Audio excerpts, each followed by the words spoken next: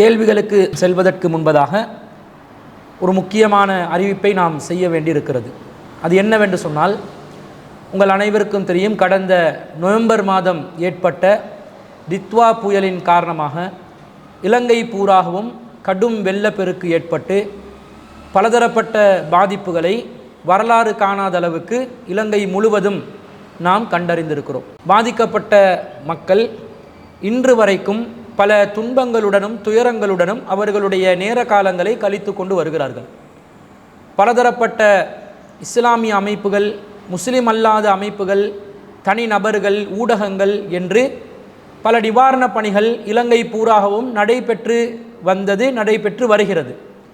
என்றாலும் இன்று வரைக்கும் நிவாரண உதவிகள் பெறாத அல்லது சிறிய அளவில் நிவாரண உதவிகளை பெற்ற பல சகோதர சகோதரிகள் இருக்கிறார்கள். சிலோன் தௌஹீத் ஜமாத் சார்பாகவும் நாம் தொடர்ச்சியாக பலதரப்பட்ட நிவாரண பணிகளை நாம் செய்து வந்தோம், தற்போதும் செய்து வருகிறோம். 1 கோடி ரூபாய் தாண்டுற அளவுக்கு நாம் நிவாரண பணிகள் செய்திருந்தாலும் இன்று வரைக்கும் நம் ஜமாத்தை தொடர்பு கொண்டு பலரும் உதவிகளை கேட்டுக்கொண்டு இருக்கிறார்கள். குறிப்பாக கொழும்பிலே வெள்ளம்பிட்டி பகுதியை எடுத்துக்கொண்டால் அது வெள்ளத்துக்கே பேர் போன ஒரு பகுதியாக இருக்கிறது. சாதாரண ஒரு மழை ஏற்பட்டால் கூட கெலனி கங்கையுடைய நீர்மட்டம் அதிகரித்தாலே வெள்ளம்பிட்டி பகுதியிலே பெருமளவிலான பகுதிகள் பாதிப்புக்குள்ளாகுவதை நாங்கள் அனைவரும் அறிந்து வைத்திருக்கிறோம்.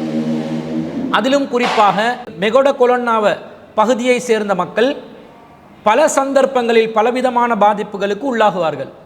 அந்த பகுதி உட்பட கெலனி கங்கையுடன் ஒட்டி வாழக்கூடிய பகுதிகளில் வாழக்கூடிய மக்கள் பல பாதிப்புகளுக்கு உள்ளாகி நிவாரணப் பொருட்கள் உதவிகள் சிறிய அளவில் கிடைத்த நிலையில் கிட்டத்தட்ட 150க்கும் மேற்பட்ட குடும்பங்கள் நம்மை தொடர்பு கொண்டு இதுவரைக்கும் நமக்கு நிவாரணம் முறைப்படி கிடைக்கவில்லை என்று முறைப்பாடு செய்வதை நாம் பார்க்கிறோம்.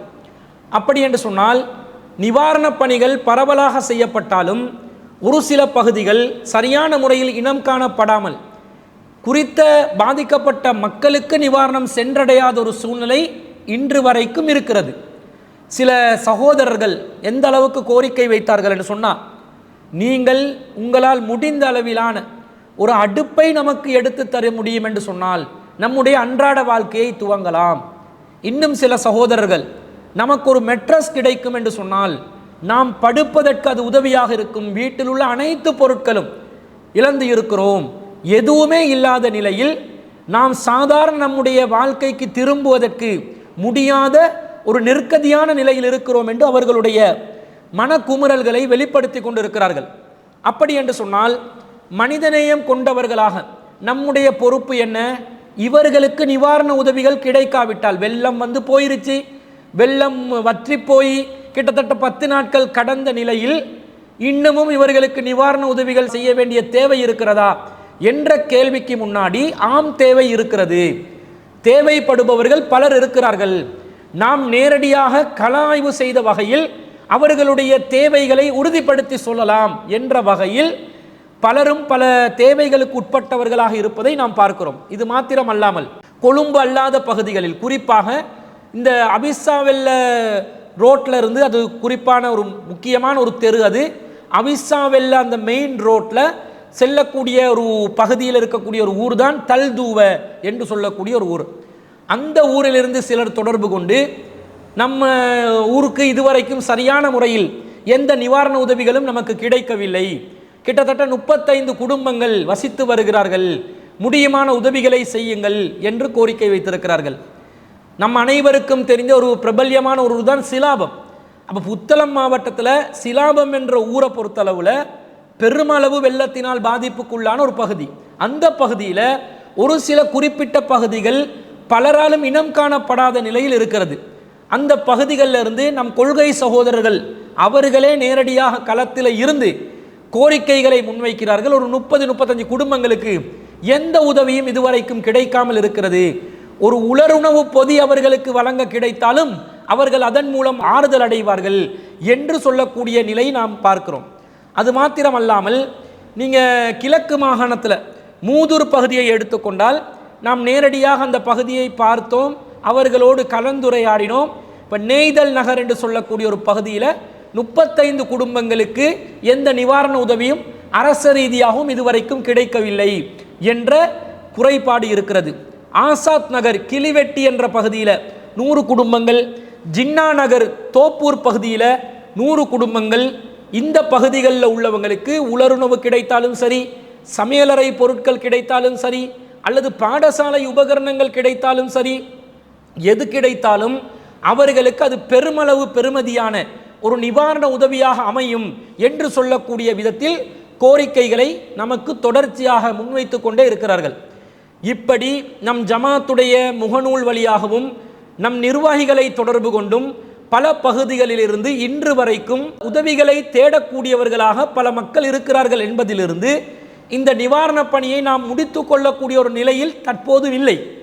இந்த மக்களுடைய நெருக்கடிகளுக்கு நாம் உதவிக்கரம் நீட்டாமல் நிவாரணப் பணிகளை நாம் முடித்து கொண்டால் ஒரு முழுமை பெற்ற நிவாரணப் பணியாக அது அமையாது என்பதன் காரணமாக இந்த மக்களுக்கு உங்களால் முடிந்த அளவிலான மனிதநேய உதவிகளை செய்வது உங்களுடைய கடமையாக இருக்கிறது. யார் இந்த மக்களுக்கு உதவி செய்வதற்கு வசதி பெற்றவர்களாக இருக்கிறீர்களோ உங்களுடைய ஜகாத்துகளை சதகாக்களை அந்த மக்களுக்காக செலவழித்தால் அவர்கள் அதன் மூலம் ஆர்வம் அடைவார்கள், ஒரு பயனை அடைந்து கொள்வார்கள்.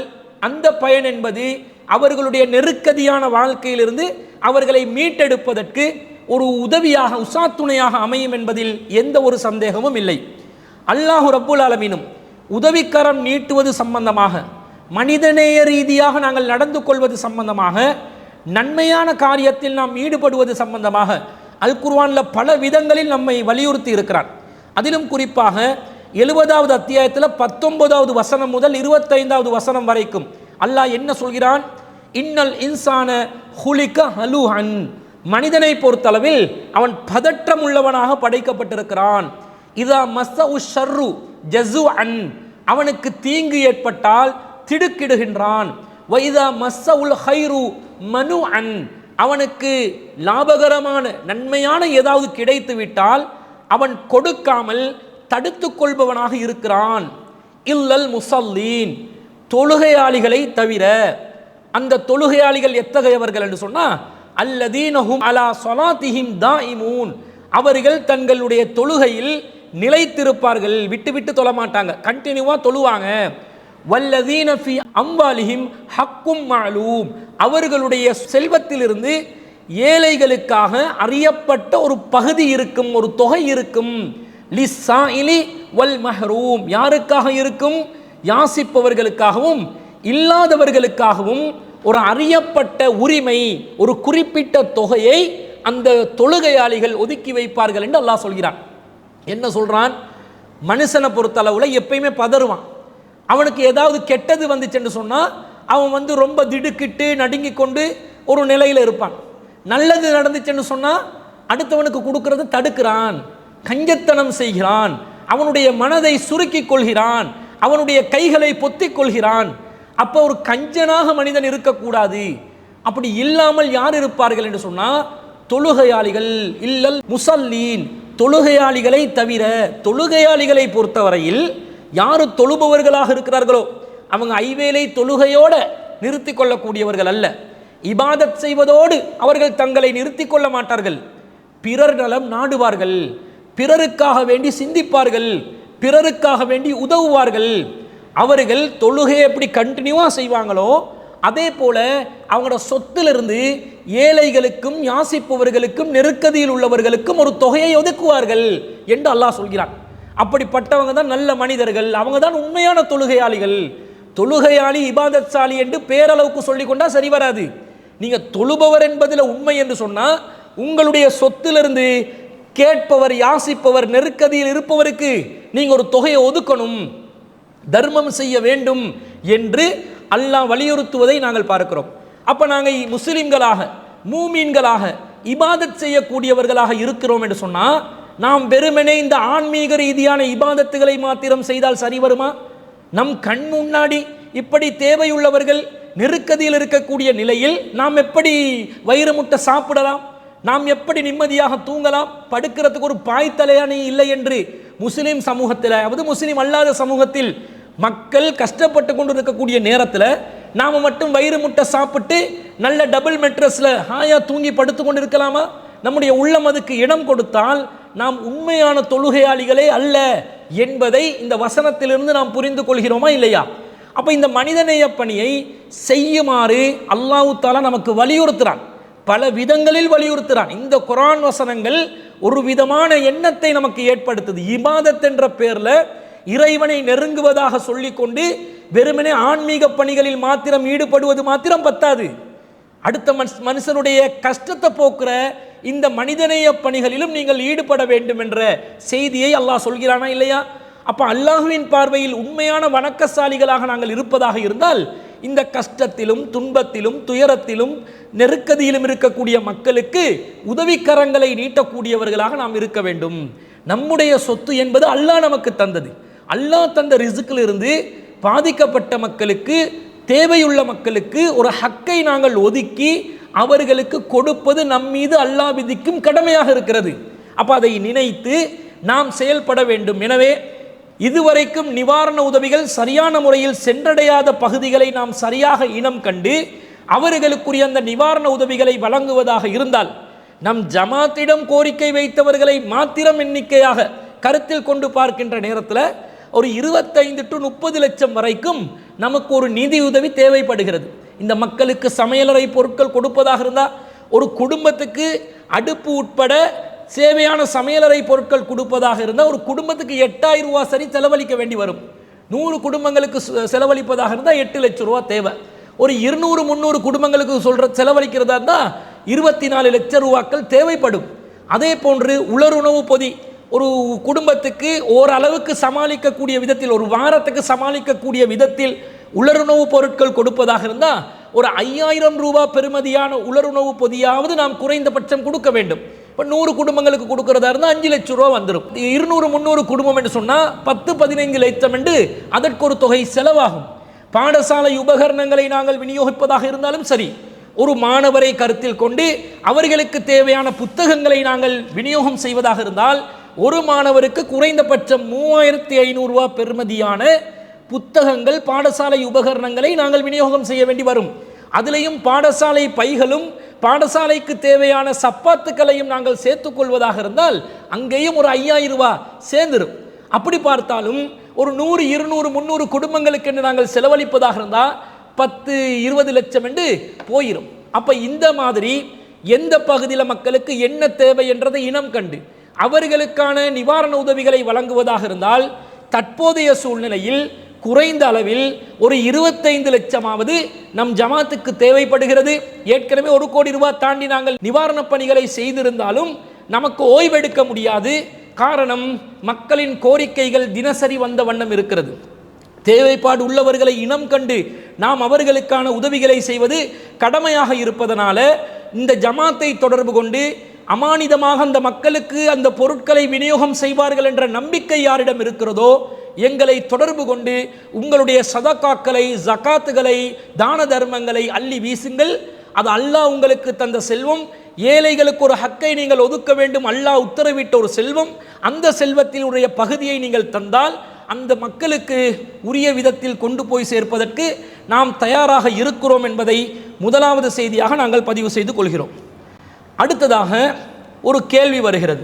என்ன கேள்வி என்று சொன்னால், சகோதரர் ரிம்சான் அவர்கள் அக்குரணையிலிருந்து ஒரு கேள்வியை கேட்டிருக்கிறார். அஸ்ஸலாமு அலைக்கும். வலைக்கும் சலாம் வரஹ்மத்துல்லாஹி வபரகாத்து. என்னுடைய கேள்வி, எஸ்எல்டிஜே அமைப்புக்கு விவாத அழைப்பு ஒன்று விட்டீர்கள். இது சம்பந்தமாக அவர்களிடம் பேசினேன். அவர்கள் சொல்கிறார்கள், பொதுவான அழைப்பு தான் விட்டிருக்கிறார்கள், எங்களை குறிப்பிட்டு விடவில்லை. அதனால் பொதுவான அழைப்பு விடாமல் குறிப்பிட்டு விடவும் விவாதத்திற்கு வருகிறோம் என்று சொல்கிறார்கள். இதற்கு உங்கள் பதில் என்ன என்று சகோதரர் ரிம்சான் அவர்கள் அக்குரணையிலிருந்து ஒரு கேள்வியை கேட்டிருக்கிறார். அதாவது, நம் ஜமாத் சார்பாக கடந்த நவம்பர் மாதம் நாம் ஒரு விவாதத்தை நடத்தியிருந்தோம். 22, 23ஆம் திகதிகளில் ஒரு விவாதத்தை நடத்தியிருந்தோம். பூஜை செய்யப்பட்ட பொருட்கள் ஹலாலா ஹராமா, அறுத்தல் சம்பந்தம் இல்லாத பூஜை செய்யப்பட்ட பொருட்களாக இருந்தால் அது ஹராம் இல்லை என்பது சிலோன் தௌஹீத் ஜமாத்தின் நிலைப்பாடாக இருக்கிறது. அந்த நிலைப்பாட்டுக்கு ஏற்ற ஆதாரங்கள், வாதங்களை நாம் கடந்த விவாதத்திலே மக்கள் மத்தியிலே தெள்ளத் தெளிவாக ஆணித்தரமாக முன்வைத்திருந்தோம். அந்த கருத்து தான் உண்மையானது என்பதை நாங்கள் நிரூபித்தும் இருக்கிறோம்.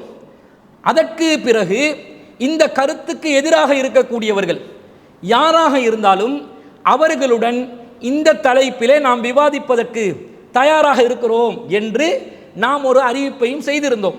சில பேர் எஸ்எல்டிஜே வேறு வேறு அமைப்புகள் அவர்களோடு விவாதம் செய்தால் இந்த கருத்தை முறியடிப்பார்கள், இது அசத்தியம் என்பதை நிரூபிப்பார்கள் என்றெல்லாம் செய்திகளை பரப்பி இருந்ததை இதே சகோதரர் ஒரு கேள்வியாக கேட்டிருந்தார். அந்த நேரத்தில் நாங்கள் என்ன சொல்லியிருந்தோம் என்று சொன்னால், நம்மளை பொறுத்தளவில் நாம் கொண்டிருக்கக்கூடிய மார்க்க நிலைப்பாடுகளுக்கு குர்ஆன் சுன்னாலிருந்து எதை நாங்கள் வஹீன் அடிப்படையில் தீர்மானித்து மார்க்கம் என்று சொல்கிறோமோ அதற்கு எதிரான கருத்துள்ளவர்கள், அது எஸ்எல்டிஜேயாக இருந்தாலும் சரி யாராக இருந்தாலும் சரி, அவர்களுடன் தைரியமாக பகிரங்கமாக விவாதிப்பதற்கு தயார்தான் என்று ஏற்கனவே நாம் அறிவித்திருந்தோம். இப்படி அறிவிப்பு சென்ற பிறகு எஸ்எல்டிஜே சகோதரர்கள் இந்த குறித்த சகோதரரிடம் என்ன சொல்லி இருக்கிறாங்களாம்? நம்மிடம் அப்படி சொன்னதற்கு ஆதாரம் இல்லை. இந்த குறித்த சகோதரரிடம் என்ன சொல்லி இருக்கிறாங்களாம்?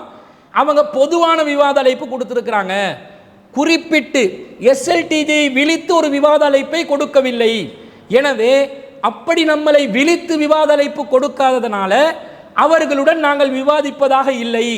நம்மளை விழிச்சு அவங்க விவாத அழைப்பு கொடுக்க சொல்லுங்க, அப்போதுதான் அவர்களுடன் நாம் விவாதிப்போம் என்று இவரிடம் சொன்னதாக இவர் ஒரு செய்தியை சொல்கிறார். இந்த செய்தியுடைய ஆதாரங்கள், இதனுடைய சாட்சியங்கள் என்னன்றது விவாதிப்பதற்கு நான் இந்த இடத்தில் முன்வரவில்லை. இப்படி அவர்கள் சொல்லி இருந்தால் இந்த விஷயத்தில் நம்முடைய நிலைப்பாடு என்ன என்பதைத்தான் நான் இந்த இடத்திலே பதிவு செய்கிறேன். பொதுவாக நம்முடைய கடமை என்ன? மார்க்க ரீதியாக நாம் ஒரு கருத்தை முன்வைக்கிறோம், குர்ஆன் சுன்னாலிருந்து நாம் ஒரு விஷயத்தை முடிவெடுக்கிறோம். வஹீன் அடிப்படையில் நாம் முடிவெடுத்த விஷயத்தில் எதிர்கருத்தில் யார் இருக்கிறார்களோ அந்த எதிர்கருத்தில் இருப்பவர்களுடன், நாம் கொண்ட நிலைப்பாடு பிழை என்று சொல்பவர்களுடன் பகிரங்கமாக நாம் விவாதிப்பதற்கு தயாராக இருக்கணுமா இல்லையா? நம்மளை நோக்கி தான் கூப்பிடணும், நம்மளை விழிச்சு அழைத்தால் தான் நாங்கள் விவாதத்திற்கு வர வேண்டும் என்ற நிலை என்பது கிடையாது, அவசியமற்றது. எது தேவை? எந்த கருத்து சொல்றாங்களோ அந்த கருத்து நம்முடைய பார்வையில் பிழையாக இருந்தால் அந்த கருத்து மக்கள் மத்தியிலே சென்றடைகிறது, பரவலாக மக்கள் அதை ஆதரித்துக் கொண்டிருக்கிறார்கள். நம்முடைய பார்வையில் இந்த கருத்து தவறான கருத்து, எனவே இந்த கருத்து மக்கள் மத்தியிலே சென்றடைவதை நாம் தடுப்பதாக இருந்தால், நம்முடைய கருத்துக்கு எதிரான கருத்தில் யார் இருக்கிறாங்களோ அவர்களுடன் நாம் விவாதிப்பதற்கு நாம முன்வர வேண்டுமா இல்லையா? அதுதானே மார்க்கத்தினுடைய அடிப்படை. சத்தியம் அசத்தியம் எதுவென்று பார்ப்பதுதான் மார்க்கத்துடைய அடிப்படையே தவிர, யாரு கூப்பிட்டார்கள் யாரு கூப்பிடவில்லை, யார் முதலில் அழைப்பு கொடுக்க வேண்டும் யார் இரண்டாவதாக அழைப்பிற்கு பதிலளிக்க வேண்டும் என்பதெல்லாம் நமக்கு மார்க்க ரீதியாக சொல்லப்பட்ட ஒரு முன்மாதிரியா? யாராவது விவாத அழைப்பு கொடுத்தால் தான் நாம் விவாத அழைப்புக்கு பதில் கொடுக்க வேண்டும் என்று தான் இஸ்லாம் சொல்லி இருக்கிறதா? இஸ்லாத்தினுடைய வழிமுறை என்ன?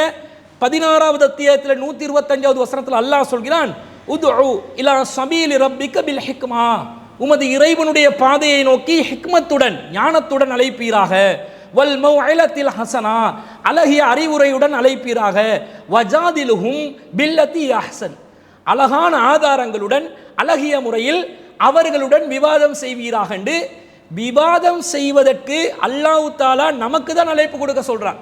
நாம் ஒரு சத்தியத்தில் இருக்கிறோம் என்று சொன்னால், எதிர்கரத்தில் இருப்பவர்கள் அசத்தியத்தில் இருப்பார்கள் என்று சொன்னால், அந்த அசத்தியத்தை முறியடிப்பதற்கு சத்தியத்தில் இருப்பவர்கள் தானாக முன்வந்து இந்த கருத்துக்கு எதிராக நாம் விவாதிக்க தயாராக இருக்கிறோம், நம்முடைய கருத்தை நிலைநாட்டுவதற்கு தயாராக இருக்கிறோம், அசத்திய கருத்தை மக்கள் மத்தியிலே நிர்மூலமாக்குவதற்கு நாம் தயாராக இருக்கிறோம் என்று நாம் தான் முன்வர வேண்டும். யாரும் நம்மை அழைக்கும் வரைக்கும் நாம் இருக்க வேண்டிய அவசியம் இல்லை. இன்று நாம முன்வந்து அழைக்க வேண்டும், அல்லது யாராவது ஒருவர் அழைத்தால் அது முறைப்படியாக நாங்கள் அதை அணுக வேண்டும். இதுதானே வழிமுறை. எனவே நம்மளை நோக்கி அழைத்தால் தான், நம்மளை விழிச்சு அழைத்தால் தான் விவாதம் செய்வதற்கு வருவோம் என்று அவர்கள் சொல்வார்களேயானால் அது ஒரு மார்க்க ரீதியான ஏற்புடைய ஒரு வழிமுறை இல்லை என்று நாம் விளங்கி கொள்ள வேண்டும். இப்போ இலங்கையில் கிட்டத்தட்ட இஸ்லாமிய மார்க்கத்தை பேசக்கூடிய 54க்கும் மேற்பட்ட சிவில் அமைப்புகள் இருக்கிறார்கள். சிடிஜே என்ற அமைப்பு குர்ஆன் சுன்னாவில் இருந்து ஒரு கருத்தை ஆய்வு செய்து மக்கள் மத்தியிலே முன்வைக்கும் பொழுது நாம் எப்படி இந்த கருத்துக்கு எதிரானவர்களை எப்படி அணுக வேண்டும்? நாம் சொல்லக்கூடிய கருத்து குர்ஆன் சுன்னா அடிப்படையில் சரியாக இருக்கிறது. இந்த கருத்துக்கு யார் எதிர்கருத்தில் இருக்கிறார்களோ அவர்களுடன், அது யாராக இருந்தாலும் சரி, எந்த அமைப்பாக இருந்தாலும் சரி, அவர்களுடன் நாம் விவாதிப்பதற்கு தயாராக இருக்கிறோம். அது ஏசிடிஜேயா இருந்தாலும் சரி, அது ஏசிஜேயுவாக இருந்தாலும் சரி, மக்கள் மத்தியிலே அறிமுகமான, மக்கள் மத்தியிலே பிரசித்தி பெற்ற மார்க்க ரீதியான கருத்துக்கள் இவர்கள் தான் மக்கள் மத்தியிலே கொண்டு சேர்ப்பார்கள் என்று யாராவது ஒரு அமைப்பு இருப்பார்கள் என்று சொன்னால் அவர்களை முன்னிலைப்படுத்தி சொல்லலாம். அதுவும் கட்டாயம் கிடையாது. நம்மட கருத்துக்கு மாற்று கருத்தில் உள்ள யாருடனும் நாம் விவாதிப்பதற்கு தயார். வேண்டுமென்றால் இன்னாருக்கு இன்னார் என்று சொல்லி இவர்கள் உட்பட என்று ஒரு வார்த்தையை சொல்லலாம். அதை விட்டுட்டு 54 சிவில் அமைப்புகளோட பெயரையும் சொல்லி ஏசிடிஜேயுடன் விவாதிக்க தயார், ஏசிஜேயுடன் விவாதிக்க தயார், ஜமியத்துல் அன்சார் சுன்னத்துல் முஹம்மதியுடன் விவாதிக்க தயார், தாருஸ் சலஃபுடன் விவாதிக்க தயார், தாவத்து தப்லீகோட விவாதிக்க தயார், தாவத்துல் இஸ்லாமோட விவாதிக்க தயார், ஜமாத்துல் இஸ்லாமோட, இப்படி 54 அமைப்பிட பெயரை சொல்லி விவாதிக்க தயார், விவாதிக்க தயார், விவாதிக்க தயார் என்று சொன்னா புத்து சுயாதீனத்தோடு சிந்திக்கக்கூடிய ஒருவருடைய ஒரு வழிமுறையாக இருக்குமா? இருக்காது. இப்போ உதாரணமாக சொல்றதா இருந்தா, ஒரு கூட்டத்தில் பல பேர் இருக்கிறாங்க. அவர்களுக்கு நாங்கள் சலாம் சொல்றதா இருந்தால் அஸ்ஸலாமு அலைக்கும் என்று பொதுவாக சொல்லிட்டு போயிடுவோம்.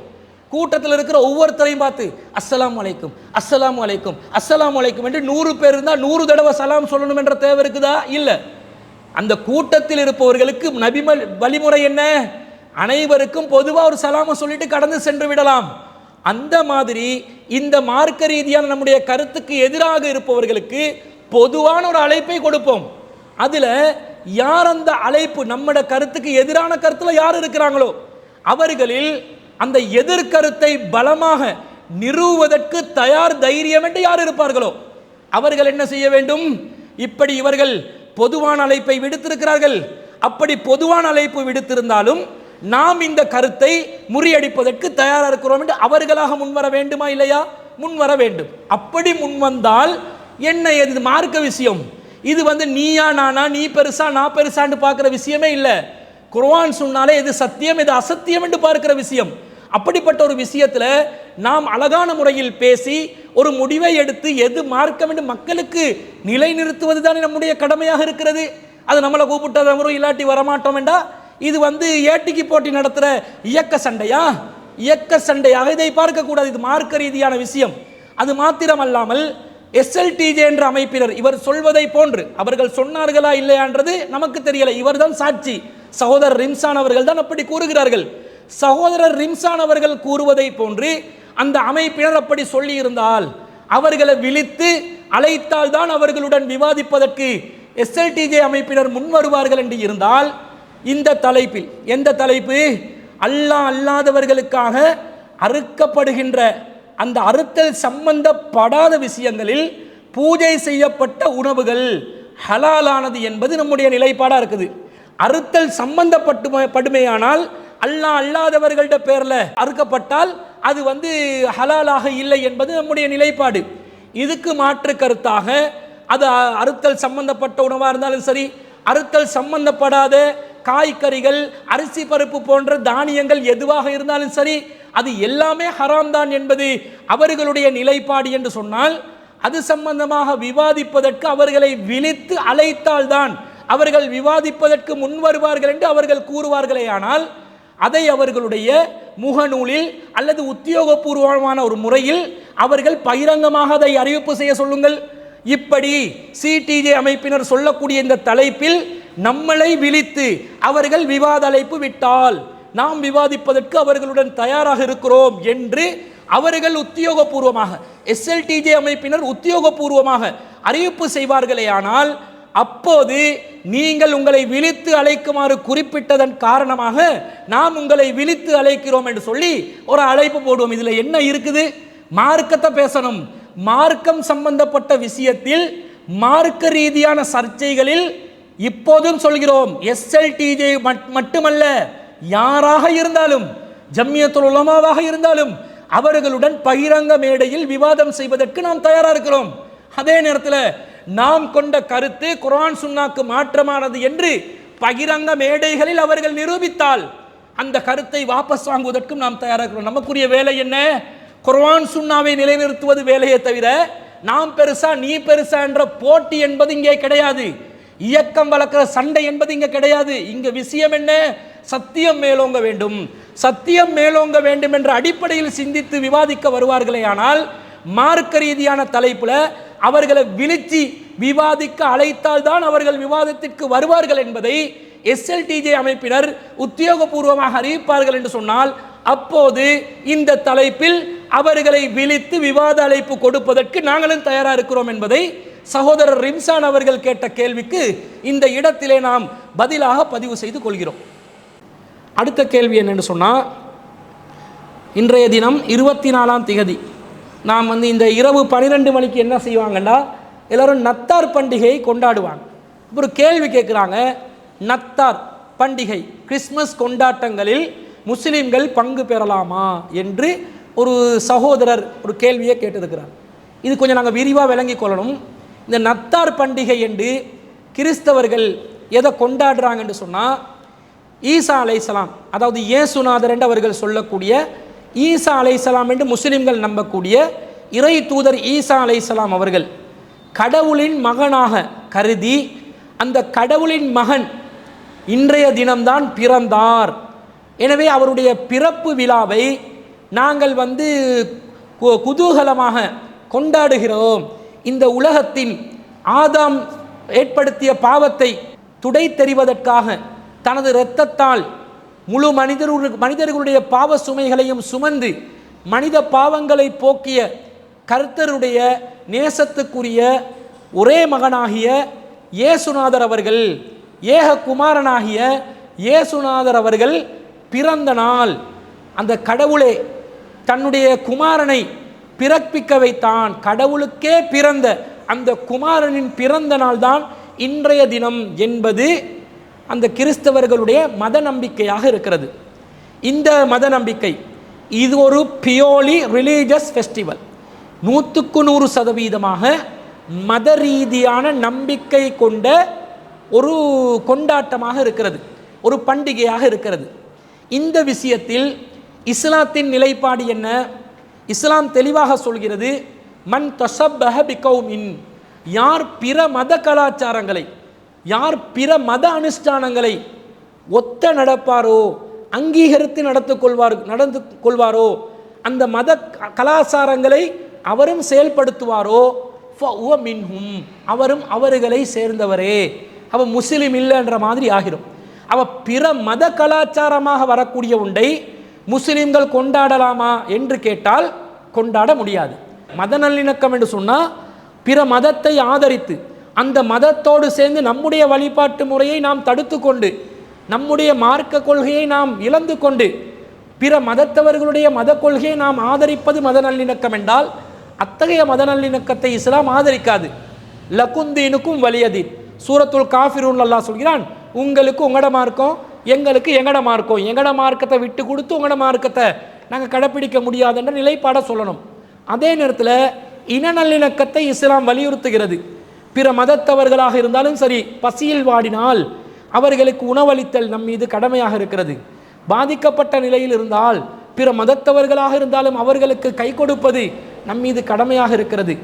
அவர்களை மனித நேயத்துடன் மனிதாபிமானத்துடன் அவர்களை அணுகுவது இஸ்லாம் நமக்கு கடமையாக்கி இருக்கிறது. அண்டை வீட்டாராக இருந்தால், முஸ்லிம் அல்லாதவராக இருந்தாலும் அவருடன் சிறந்த முறையில் நாம் நடக்காவிட்டால் நாம் அல்லாவையும் மறுமையை நம்பியவர்களாக ஆக மாட்டோம். முஸ்லிம் அல்லாதவர்களாக இருந்தாலும் அவர்கள் நம்முடைய பணியாளர்களாக இருந்தாலும் நபி ஸல்லல்லாஹு அலைஹி வஸல்லம் அவர்கள் எவ்வளவு கண்ணியத்தோட எவ்வளவு பாசத்தோட அவங்களோட நடந்து கொண்டாங்களோ அந்த மாதிரி நாங்களும் நடந்து கொள்ளணும். பிற மதத்தவர்களை வெறுக்கக்கூடாது. அவங்களுக்கு மார்க்க ரீதியாக தவறான ஒரு கொள்கையில் இருக்கிறார்கள், வழி தவறிய நிலையில் இருக்கிறார்கள், வழிகேட்டில் இருக்கிறார்கள், மாற்று கருத்து இல்லை. ஆனால் அதை எத்தி வைப்பது நம் மீதுள்ள கடமையை தவிர அவர்களுக்கு எதிராக நாங்கள் களமிறங்கக்கூடாது என்பதை இஸ்லாம் சொல்கிறது. இந்த இன நல்லிணக்கத்தை இஸ்லாம் ஆதரித்து இருக்கிறது. அதுக்காக அவர்களுடைய மத சடங்குகளை, மத சம்பிரதாயங்களை, மத கலாச்சாரங்களை நாம் கடைபிடிக்கலாமா என்று கேட்டால் கண்டிப்பாக கடைபிடிக்க கூடாது என்பதை மேலுள்ள அந்த ஹதீஸிலிருந்து நாங்கள் விளங்கி கொண்டோம். அதே நேரத்தில் இந்த கடவுளுக்கு மகன் இருக்கிறதாக சொல்லக்கூடிய கொள்கையை பொறுத்தளவில் உலகத்தில் எத்தனையோ வழிகட்ட சிந்தனைகள் இருக்கிறது. அல்லாஹ்க்கு இணை கற்பிக்கக்கூடிய, அல்லாஹ்க்கு இணையாக பல கற்பனை தெய்வங்களை உருவாக்கக்கூடிய பல வழிகேடுகள் உலகத்திலே இருக்கிறது. ஆனால் அந்த ஒன்றுக்கும் அல்லாஹ் கண்டனம் தெரிவிக்காத அளவுக்கு அதிகமான அளவு அல்லாஹ் தெரிவித்த கண்டனம் என்னன்னு சொன்னா, அல்லாஹ்க்கு பிள்ளை இருப்பதா சொல்ற விஷயம் இருக்குதே, அல்லாஹ் அதை கடுமையா வெறுக்கிறான், அல்லாஹ் அதை கடுமையா கண்டிக்கிறான். அல்லாஹ் மீதே அவதூறு சொன்னதாக அல்லாஹ் சொல்கிறான். எப்படி வருது? 19வது அத்தியாயத்தில் 88வது வசனத்தில் வருது, வக்கால் உத்தஹதர் ரஹ்மானு வலதா, அளவற்ற அருளாளன் ஒரு பிள்ளையை ஏற்படுத்தி கொண்டதாக அவர்கள் சொல்கிறார்கள். லக்கது ஜிஅதும் ஷைஅன் இதா, அவர்கள் மிகப்பெரிய ஒரு அவதூறையே அபாண்டத்தையே அல்லாஹ் மீது கொண்டு வந்து விட்டார்கள். தகாது ஸமாவாத்து யதஃபத்தர்ன மின்ஹு, இந்த சொல்லை செவிமடுத்து வானங்கள் பிளக்க பார்க்கின்றன. வத்தன் சக்கல் அருளு, பூமி வெடிக்க பார்க்கின்றன. வத்தஹிர்ருல் ஜிபாலு அத்தா, இந்த மலைகள் சுக்குநூறாக பார்க்கின்றன. அந்த அவுலிர் ரஹ்மானி வலதா, அளவற்ற அருளாளனுக்கு பிள்ளை இருப்பதாக சொல்கின்ற சொல்லின் காரணமாக இந்த வானம் பிளந்து வானம் வெடித்து பூமி பிளந்து மலைகள் சுக்குநூறாக பார்க்கின்ற அளவுக்கு ஒரு மிக கடுமையான ஒரு அபாண்டம் இது என்பதை அல்லாஹ் சொல்கிறான். வமா யம்பகீலிர் ரஹ்மானி ஐயத்தஹித வலதா, அளவற்ற அருளாளனுக்கு பிள்ளை ஏற்படுத்தி கொள்ள வேண்டிய எந்த தேவையும் இல்லை. அல்லாஹ் சொல்கிறான், இன் குல்லு மன் ஃபிஸ் ஸமாவாத்தி வல் அர்லி இல்லா ஆத்திலிர் ரஹ்மானி அபுதா, வானத்தில் இருக்கிற யாரா இருந்தாலும் சரி, பூமியில் இருக்கிற யாரா இருந்தாலும் சரி, மறுமையில் அல்லாஹ்வின் அடியார்களாகத்தான் வருவீர்கள்.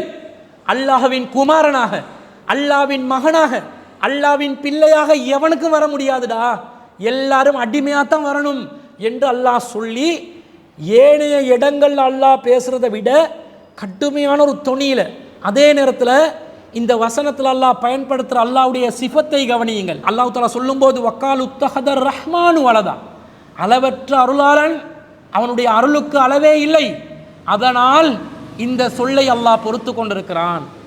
அந்த அவுலி ரஹ்மானி வலதா, மீண்டும் அல்லாஹ் சொல்கிறான், அளவற்ற அருளாளனுக்கு பிள்ளை இருப்பதாக அவர்கள் அழைப்பது என்பது அல்லாஹ் தஆலா பொறுத்து கொண்டிருக்கிறான். அல்லாஹ் அளவற்ற அருளாளன் என்ற ஒரே காரணத்துக்காக அல்லாஹ்க்கு பிள்ளை ஏற்படுத்துகிற இந்த அபாண்டம், இந்த அவதூறு, இந்த பொய் அல்லாஹ் தஆலா அங்கீகரிக்க மாட்டான். வானமே இடிஞ்சு விழ பார்க்குது, பூமி பிளக்க பார்க்குது, மலைகள் சுக்குநூறாக்க பார்க்குதுண்டா எவ்வளோ கடுமையான ஒரு சொல்லாக இந்த சொல் இருக்கும். மனிதனை விட எவ்வளவு பலமான வானம், ஆந்தும் அஷத்து ஹல்கன் அமிஸ் ஸமாஉ பனாஹா, படைப்பில் நீங்கள் பலமானவர்களா நாம் படைத்த வானமாண்டு அல்லாஹ் கேட்கிறான். மனிதர்கள் ஹுலிக்கல் இன்சானு லஈஃபா, மனிதன் பலவீனமானவனாக படைக்கப்பட்டிருக்கிறான். அப்படி படைக்கப்பட்ட மனிதன் அல்லாஹ்வுக்கு அவதூறு சொல்றாங்க, அல்லாஹ் புள்ளை ஏற்படுத்தி கொண்டுதான் சொல்றாங்க. அல்லாஹ்க்கு புள்ளை என்று சொன்னால் அல்லாஹ்க்கு பொண்டாட்டி என்று ஆகிரும், அல்லாஹ்க்கு பொண்டாட்டி என்று சொன்னால் அல்லாஹ்க்கு காம இச்சை என்றொன்று ஆகிரும், அல்லாஹ் காமம் நிறைந்தவன் என்றது வந்துடும். அப்ப அல்லாஹ்வுக்கு இல்லாத ஒரு சிஃபத்து காமம் என்பது, இந்த இச்சை என்பது அல்லாஹ் ஒரு கேவலமாக பார்க்கிற ஒரு விஷயம். இதை அல்லாஹ்க்கு நீங்க ஏற்படுத்துறீங்களே, அல்லாஹ் புள்ளை உண்டு பண்ணி கொண்டதா சொல்றீங்களா, அல்லாஹ் அபாண்டம் என்கிறான். இது என்மேல் சொல்லப்படுகின்ற ஒரு அபாண்டம். பெண்கள் மீது எப்படி நீங்கள் அவதூறு பரப்புவீர்களோ அதே போல அல்லாஹ் மீது பரப்புற ஒரு அவதூறு. நான் யாரோடா புள்ளைய பெற்றுக்கொண்டேன்? அல்லாஹ் தஆலா இன்னொரு குர்ஆன் வசனத்துல கேட்கிறான், அன்னா யக்கூனு லஹு வலதுன் வலம் யகுன் லஹு சாஹிபத்துன், அல்லாஹ்க்கு மனைவி இல்லாமல் இருக்கும் பொழுது எப்படி அவனுக்கு பிள்ளைகள் இருக்க முடியும் என்று அல்லாஹ் கேட்கிறான். அடே எனக்கு பொண்டாட்டி இருக்கணுமேடா, பொண்டாட்டி இல்லைன்றான் அல்லாஹ். பொண்டாட்டி இல்லாட்டி எப்படா புள்ள வரும்? உன்னுடைய லாஜிக் படி பேசுவோமே, நீ பிள்ளை வேண்டுமெண்டா மனைவி ஏற்படுத்தி கொள்றியா இல்லையா? மனைவி இருந்தால் தான் பிள்ளை வரணுமென்றதான் உன்னுடைய லாஜிக்கு. பரம்பரையை கொண்டு போகிறதுக்கு புள்ள வேணுமென்றது உன்னுடைய லாஜிக்காக இருந்தா, பரம்பரைக்கு பிள்ளை வேணுமென்றது உன்னுடைய லாஜிக்காக இருந்தா, இச்சே தீர்க்கிறதுனால தானே புள்ள வருது, அதுவும் லாஜிக்கா இல்லையா? அந்த லாஜிக் அடிப்படையில் அல்லாஹ்க்கு நீ புள்ளைய வைக்கிறதா இருந்தால் பொண்டாட்டி இருக்கணுமா இல்லையா? இனி அல்லாஹ்வுடைய மனைவியாக யாரையாவது சொல்லுவியா? சொல்ல மாட்டாய். அப்போ எப்படி பிள்ளை இருப்பதா சொல்கிறாய் என்று அல்லாஹ் கடுமையாக கண்டனம் தெரிவிக்கிற ஒரு விஷயத்தை கிறிஸ்தவ சகோதரர்கள் அவர்களுடைய மத நம்பிக்கை என்று கொண்டாடுகிறார்கள். முஸ்லிம்களாகிய நாங்கள் இந்த கொண்டாட்டத்தில் பங்கெடுக்கலாமா? பங்கெடுத்தால் நாமும் அல்லாஹ்வுக்கு பிள்ளை இருப்பதாக அவதூறு பரப்பிய குற்றத்துக்கு ஆளாகுவோம். அந்த வானம் நம்முடைய தலையில் இடிஞ்சு விழுற அளவுக்கு ஒரு பெரும் பாவம், இந்த பூமி பிளக்கிற அளவுக்கு ஒரு பெரிய பாவம், மலைகள் சுக்குநூறாகிற அளவுக்கு பெரிய ஒரு பாவம். அதை முஸ்லிம் சமூகம் செய்யலாமா? செய்யக்கூடாது. நாங்கள் அவங்களுக்கு தாவா பண்ணணும், அல்லாஹ்க்கு புள்ளை இல்லை, அல்லாஹ்க்கு குமாரன் இல்லை. பைபிளில் பழைய ஏற்பாடுகளில் புதிய ஏற்பாடுகளில் சொல்லப்படுகின்ற அந்த குமாரன் என்ற வார்த்தை பிள்ளை என்ற கருத்தில் வரவில்லை, அது அடிமை என்ற கருத்தில் தான் வந்திருக்கிறது. ஆபிரகாம் அல்லாஹ்வுடைய குமாரன், மோசையும் அல்லாஹ்வுடைய குமாரன், தாவீது ராஜாவும் அல்லாஹ்வுடைய குமாரன், ஐசாக், நிறைய பேர் அல்லாஹ்வுடைய குமாரன் என்று அறிவிக்கின்றான். பூமியில் இருக்கும் எவரையும் நீங்கள் பிதா என்று அழைத்து விடாதீர்கள், பரலோக ராஜ்யத்தில் இருக்கும் கர்த்தரே உங்கள் பிதாவாவான் என்று பைபிள் சொல்கிறது. இப்போ பூமியில் இருக்கிற யாருக்கும் வாப்பா என்று சொல்லக்கூடாது என்றது. இப்போ வாப்பா என்று சொல்றது வாப்பா என்ற அர்த்தத்தில் சொல்லப்படுதா, கர்த்தர் கடவுள் என்ற அர்த்தத்தில் சொல்லப்படுதா? அப்ப வாப்பா என்றது வாப்பா என்ற அர்த்தத்தில், பிதா என்பது தந்தை அர்த்தத்தில் சொல்லப்படவில்லை என்றால் அது கர்த்தர் கடவுள் எஜமான் என்ற அர்த்தத்தில் சொல்லப்படும் என்றால் குமாரன் என்பது அடிமை என்ற அர்த்தத்தில் சொல்லப்பட்டுள்ளது என்பதை பைபிள் வசனங்களை ஆதாரம் காட்டி அவர்களுக்கு மார்க்கத்தை விளக்க கடமைப்பட்ட நாங்கள் போயிட்டு merry Christmas merry Christmas jingle bell என்றா இந்த பெல்லை எங்கே கொண்டு போயிட்டு வைக்கிறது? யோசிக்கணுமா இல்லையா? இந்த முஸ்லிம் சமூகம் மார்க்க ரீதியாக கவனமாக பணியாற்ற வேண்டும், கவனமாக செயல்பட வேண்டும். அப்போ மார்க்க ரீதியாக இதை கொண்டாடுவதற்கு நமக்கு அனுமதி இல்லை. குறிப்பாக கிறிஸ்மஸில் அவங்க வைக்கக்கூடிய விருந்துகளாக இருந்தாலும் சரி, அந்த நிகழ்வுகளுக்கு நாங்கள் பங்கு பெற முடியாது. அதே போன்று அவர்கள் நேட்டிவிட்டி பிரேயர்ஸ் என்று அந்த கிறிஸ்மஸ்க்கு முந்தின நாள் கிறிஸ்தவ தேவாலயங்களில் அவங்க மத விழாக்கள் நடத்துவாங்க, அவற்றில் நாம் கலந்து கொள்ளக்கூடாது. ரிலீஜியஸ் கேரல்ஸ் அவங்க நடத்துவாங்க. Jesus as son of God, இயேசுநாதர் கடவுளின் குமாரன் பிறந்த நாள் என்று வாழ்த்து சொல்லி சந்தோஷத்தை மகிழ்ச்சியை வெளிப்படுத்தக்கூடிய கேரல் பாடல்களை அவர்கள் பாடுவார்கள். அத்தகைய பாடல்கள் பாடுவதில் முஸ்லிம் மாணவிகள், மாணவர்கள், குழந்தைகள், பெரியவர்கள் யாரும் பங்கு பெற முடியாது. அதே போன்று அல்லாஹ் தாலா இந்த மார்க்க ரீதியாக நமக்கு கொடுத்த அந்த தனித்துவத்தை நாம் பாதுகாத்து கொண்டு அவர்களை நமக்கு எதிரானவர்களாக நாங்கள் பார்க்க வேண்டியதில்லை. கொள்கை ரீதியாக எதிரானவர்கள், மனிதர்கள் என்ற வகையில் அவர்கள் மீதும் நாங்கள் அன்பு செலுத்த வேண்டும், மார்க்கத்தை சொல்லணும்.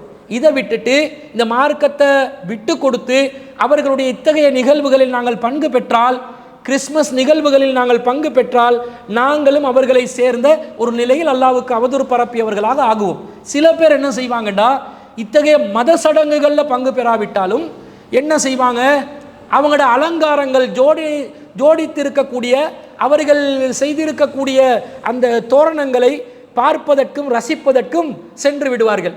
உதாரணமாக சொல்வதாக இருந்தால், கொழும்பில் காலி முகத்திடல்ல அதுக்கான சில லைட்டின்கள் எல்லாம் போட்டு அழகான முறையில் லைட்டை போட்டு நத்தால் மரங்களை எல்லாம் வைத்து ரொம்ப கோலாகலமாக பல காட்சிகளை வைத்து செய்திருப்பார்கள். பல போட்டிகள் களியாட்டங்களை வைத்திருப்பார்கள். அதில் போய் நம்மாக்கள் டிக்டாக் போடுறதும், அங்கே போய் காணிவலில் போய் கலந்து கொண்டு அவங்களோட அந்த அலங்காரங்கள் ஜீனத்துகளை வெளிப்படுத்தி கொண்டு இருக்கிறதும், அதில் போய் செல்ஃபி அடித்து போடுறதும், லைட்டில் காட்டக்கூடிய அந்த கவர்ச்சிகளை அலங்காரங்களை வர்ணித்து பேசுவதும், இவற்றை பாருங்களே அழகாக இருக்கிறது என்று சொல்லி அவற்றை வர்ணித்து பேசுவதையும் நாம் பார்க்கிறோம். இதுக்கு மார்க்கத்தில் அனுமதி இருக்குதான்னு கேட்டால், பொதுவாக ஒருத்தன் ஒரு விழா நடத்துகிறான், திருவிழா நடத்துகிறான், அங்கே ஒரு சந்தையை போட்டிருந்தா நாங்கள் ஒரு பொருள் வாங்குறதுக்கு போய் வர்றது வேற விஷயம். அது அல்லாமல் அவர்களுடைய மத ரீதியான இந்த சடங்குகளை ரசிப்பதற்காக நாம் அந்த இடத்துக்கு சென்று அதை ரசித்து அதை நாங்கள் ஆதரித்து அவற்றை நாங்களும் அந்த கொண்டாட்டத்தில் பங்கு பெறுற மாதிரி நடப்போமே, ஆனால் அது மார்க்க ரீதியாக ஒரு தவறான செய்தி. காரணம், சஹீஹ் புகாரியில் 1341வது செய்தியாகவும் 4274, 4379, சஹீஹ் முஸ்லிமில் 528வது செய்தியாகவும் பதிவு செய்யப்பட்ட ஒரு செய்தியில் ஆயிஷா ரலியல்லாஹு அன்ஹா காலத், ஆயிஷா ரலியல்லாஹு அன்ஹா சொல்றாங்க, ஸக்கர்து லி ரசூலில்லாஹி ஸல்லல்லாஹு அலைஹி வஸல்லம் மரியம வல்லதி ராய்து மின்னா ஃபில் கனீசதி. ஆயிஷா ரலியல்லாஹு சொல்றாங்க, ஒரு கிறிஸ்தவ தேவாலயத்தில் அவர்கள் கண்ட மரியம் அலைஹிஸ்ஸலாத்துடைய சிலையை ரசூலுல்லாஹ்வுக்கு முன்னாடி ஆயிஷா ரலியல்லாஹு அன்ஹா வர்ணித்து பேசுகிறாங்க. எவ்வளோ அழகான சிலை தெரியுமா, மரியம் அலைஹிஸ்ஸலாம் அவங்க எப்படி அழகாக இருந்தாங்க தெரியுமா, எப்படி அவங்க அந்த சிலையை வடிவமைச்சிருக்கிறாங்க தெரியுமா என்று ரசூல் ஸல்லல்லாஹு அலைஹி வஸல்லத்துக்கு முன்னாடி ஆயிஷா ரலியல்லாஹு அன்ஹா அவர்கள் கிறிஸ்தவ தேவாலயத்தில் இருந்து ஒரு மரியம் அலைஹிஸ்ஸலாத்துடைய சிலையை வர்ணித்து பேசுகிற நேரத்தில் ரசூலுல்லாஹுடைய முகம் நிறமெல்லாம் மாறி ரசூல்லா கோவப்பட்டு என்ன சொன்னாங்க தெரியுமா, ஃபகால உலாயிக இதா மாத ஃபீஹிமுர் ரஜுலு சாலிஹ், அவர்கள் ஒரு நல்ல மனிதர் மரணித்து விட்டால் பனு அலா கபரிஹி மஸ்ஜிதன், அந்த மனிதருடைய கபருக்கு மேலால், அடக்கஸ்தலத்துக்கு மேலால் ஒரு மஸ்ஜிதை, வணக்கஸ்தலத்தை அவர்கள் எழுப்பி விடுவார்கள். சும்மா சவ்வரு ஃபீஹி தில்க சுவர, பிறகு இது போன்ற உருவச்சிலைகளை அதன் மீது அவர்கள் அலங்காரமாக வைத்து விடுவார்கள். உலாய்க்க சிராருல் ஹல்கி இந்தல்லாஹ், இவர்கள் தான் அல்லாஹ்விடத்திலே மிகவும் கெட்ட படைப்பினங்கள் என்று நபிகள் நாயகம் ஸல்லல்லாஹு அலைஹி வஸல்லம் அவர்கள் கண்டித்து பேசினார்கள் என்று வருது. ஒரு படிப்பினைக்காக இவங்க தான் மரியம் அலைஹிஸ்ஸலாத்து சிலை என்று இவர்கள் சொல்கிறார்கள், இவங்களை தான் விஷ்ணு என்றாங்க, இவங்களை தான் சியோன் என்றாங்க, இவங்களை தான் விநாயகர் என்றாங்க, இவங்களை தான் முருகன் என்றாங்க என்று படிப்பினைக்காக பெறுவது என்பது வேறு. அதை போய் ரசித்து என்ன டிசைனு, என்ன கலரு, என்ன லைட்னிங்கு, எப்படியெல்லாம் என்ஜாய் பண்ணுறாங்க என்று சொல்லி அதை ரசித்து ருசித்து பேசினா மார்க்கத்தில் நிலைப்பாடு என்ன? அவங்க நல்ல மனிதர்களை வணக்கஸ்தலம் உண்டாக்கி வணங்குறாங்க, அவங்க அல்லாட படைப்பினங்களை மிக கெட்டமான மோசமானவர்களாக இருக்கிறாங்க, அதை போய் நீங்கள் வர்ணித்து பேசுகிறீங்களேன்னு சொல்லி ரசூல்லா அதை கண்டனம் தெரிவித்திருக்கிறார்கள். என்றா நாங்கள் இதை வர்ணிப்பதா வெறுத்து ஒதுக்குவதா? வெறுத்து ஒதுங்க வேண்டுமா இல்லையா? வெறுத்து ஒதுங்க வேண்டும். இதுக்கு மாற்றமா அங்கே போய் அதை ஆதரிக்கிறதும் அதை வர்ணிப்பதும் அதை போய் நாங்கள் ஊக்குவிக்கிறதும், நாங்களே சேர்ந்து எங்கள் வீடுகளிலேயே நத்தார் மரங்களை ஏற்படுத்தி கொள்வதும், சமூக நல்லிணக்கம் என்ற பெயரில் கிறிஸ்தவ தேவாலயங்களை அலங்கரிப்பதற்கு முஸ்லீம்களே செல்வதும் என்று நீங்கள் சென்று விட்டீர்கள் என்று சொன்னால் நாளைக்கு அவர்களோடு சேர்ந்து ஒரு வைன் கிளாஸ் அடித்தாலும் அடிச்சிருவீங்க, மதுவை அருந்தினாலும் அருந்து விடுவீர்கள். சிறுக்கு செய்கிறதுக்கு, சிறுக்குக்கு துணை போகிறதுக்கு தயங்காதவர்கள் ஹராத்துக்கு துணை போகிறதுக்கு எந்த கொஞ்சம் நேரமும் தாமதமாகாது. எனவே இது போன்ற விஷயங்களில் நாங்கள் தவிர்ந்து கொள்ள வேண்டும். மார்க்கத்தை நாம் பேணி பாதுகாக்க வேண்டும். முஸ்லிம்களுடைய தனித்துவத்தை நாம் பேண வேண்டும். அதே நேரத்தில் அவங்கள நாங்கள் வெறுக்கக்கூடாது. அவங்களோட அன்பாக பழகிக்கொண்டு அவர்களுக்கு நாங்கள் எங்களோட மகிழ்ச்சிகளை தெரிவித்து கொண்டு, அவங்க ஹாப்பி கிறிஸ்மஸ் என்று போட்டால் நாங்கள் பீஸ் பி அப்பான் யூ என்று போடுங்க. எப்போதும் அவர்கள் மீது சாந்தி கிடைக்க வேண்டும், சலாத்தை பரப்புங்க. ஹாப்பி கிறிஸ்மஸ் என்று போட்டான், எனவே நீங்கள் நரகத்துக்கு தான் போக போகிறீங்க, அப்படி வார்த்தைகள் பயன்படுத்தி அந்த இன நல்லிணக்கத்தை பால்படுத்தாமல் அவங்களுக்கு நாங்கள் நீங்கள் நேர் வழியில் செல்லும் காலமெல்லாம் உங்களுக்கு சமாதானம் உண்டாகட்டும், உங்கள் மீது சமாதானத்தை நாங்கள் வாழ்த்துகிறோம், இயேசுநாதர் இறைவனுடைய தூதர் என்பதை நாம் தெளிவாக ஒப்புக்கொண்டிருக்கிறோம், அந்த தூதரின் தெளிவான மார்க்கம் உங்களுக்கு விளங்க வேண்டும் என்று நாம் கடவுளிடம், கர்த்தரிடம் பிரார்த்தனை செய்கிறோம். இப்படி வார்த்தைகளை போட்டு வாழ்த்து சொல்லுங்க. இது தப்பாவாது, எது தப்பாகிரும்? அவர்களோடு மார்க்க ரீதியாகவே நாங்கள் ஒத்து போய் இஸ்லாத்திர தனித்துவத்தை நாங்கள் அடகு வச்சு பழக ஆரம்பித்து விட்டால் நம்முடைய மார்க்கம் நாம் பறிகொடுக்க வேண்டிய ஒரு நிலை வரும்.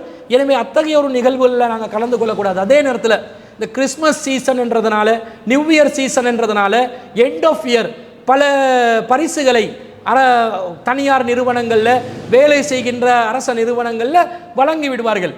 அதை பெற்றுக்கொள்வது ஹராமா என்று கேட்டால் ஹராம் இல்லை. அது கிறிஸ்மஸ் என்பதற்காகவோ நியூ இயர் என்பதற்காகவோ அல்ல, வருட இறுதியில் போனஸ் கொடுப்பதற்காக அவர்கள் கொடுத்திருந்தால் அவற்றை பெற்றுக்கொள்வது மார்க்க ரீதியான ஹராம் இல்லை. ஆனால் மத ரீதியான சடங்குகளில் நாங்கள் சம்பந்தப்படக்கூடாது, அவற்றை ஆதரிக்கக்கூடாது, அத்தகைய நிகழ்வுகளில் நாங்கள் பங்கு பெற்று அவர்களை ஊக்குவிக்க கூடாது என்பதுதான் இஸ்லாம் நமக்கு காட்டக்கூடிய வழிமுறையாக இருப்பது என்பதை அந்த சகோதரருடைய கேள்விக்கு பதிலாக பதிவு செய்து கொண்டு இன்றைய தினத்துக்கான சிடிஜேயின் உங்கள் கேள்வி நேர நிகழ்ச்சியை இத்துடன் நாம் நிறைவு செய்து கொள்கிறோம். வாஹிரு தாவானா அல்ஹம்துலில்லாஹி ரப்பில் ஆலமீன். சுப்ஹானக அல்லாஹும்ம வ பிஹம்திக அஷ்ஹது அல்லாஹ் இலாஹ இல்லா அன்த அஸ்தக்ஃபிருக வ அத்தூபு இலைக். அடுத்ததாக ஒரு சகோதரர் என்ன கேள்வி கேட்கிறார்டா, சகோதரர் ஐமன் அவர்கள் அத்துங்கஹ கொட்டுவிலிருந்து ஒரு கேள்வி கேட்கிறார்.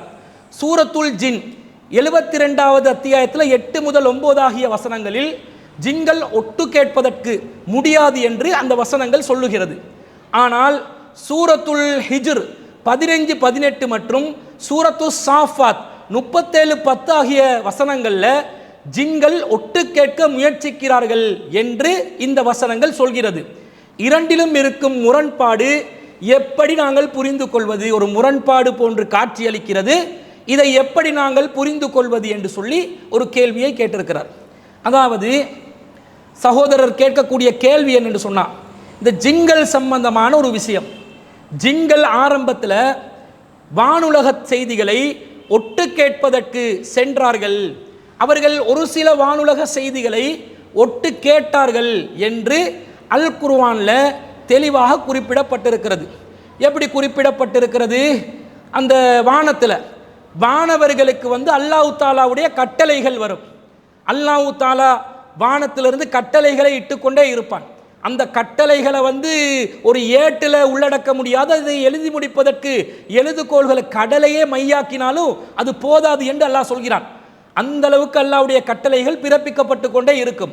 அந்த கட்டளைகள் பிறப்பிக்கப்படுகின்ற நேரத்தில் மலக்குமார்கள் என்ன செய்வாங்க? ரசூல் ஸல்லல்லாஹு அலைஹி வஸல்லம் சொல்றாங்க, இன்னல் மலாயிக்கத்த தன்சிலு ஃபில் அனானி, வானவர்கள் மேகத்திலே இறங்கி, வ சஹாபு, அதுக்கு மேகம் என்ற அர்த்தம், ஃபதஸ்குருல் அம்ர குலிய ஃபிஸ் ஸமா, வானத்தில் பேசப்பட்ட அந்த செய்திகளை மேகங்களில் இருந்து கொண்டு அவர்கள் நினைவூட்டிக் கொண்டு இருப்பார்கள். அல்லாஹ் இப்படி ஒரு கட்டளை இட்டான், அல்லாஹ் இதை செய்ய சொல்லி இருக்கிறான், நாளைக்கு இந்த இடத்துல மழையை பொழிய சொல்லியிருக்கிறான், நாளைக்கு இந்த இடத்துல இந்த மாதிரி ஒரு சம்பவம் நடத்துமாறு சொல்லியிருக்கிறான் என்று எதிர்கால சம்பந்தப்பட்ட செய்திகளை அவங்களுக்குள்ள பேசிக்கொள்வாங்க. அந்த நேரத்தில் ஷைத்தான்கள் என்ன செய்வார்கள்? இந்த மாதிரி வானவர்கள் பேசிக்கொள்ளக்கூடிய விஷயங்களை ஜின்கள் செவிமடுப்பார்கள். இதை அவர்கள் செவிமடித்து அதை சோதிடர்களுடைய செவியில் அவர்கள் கொண்டு சேர்ப்பார்கள்.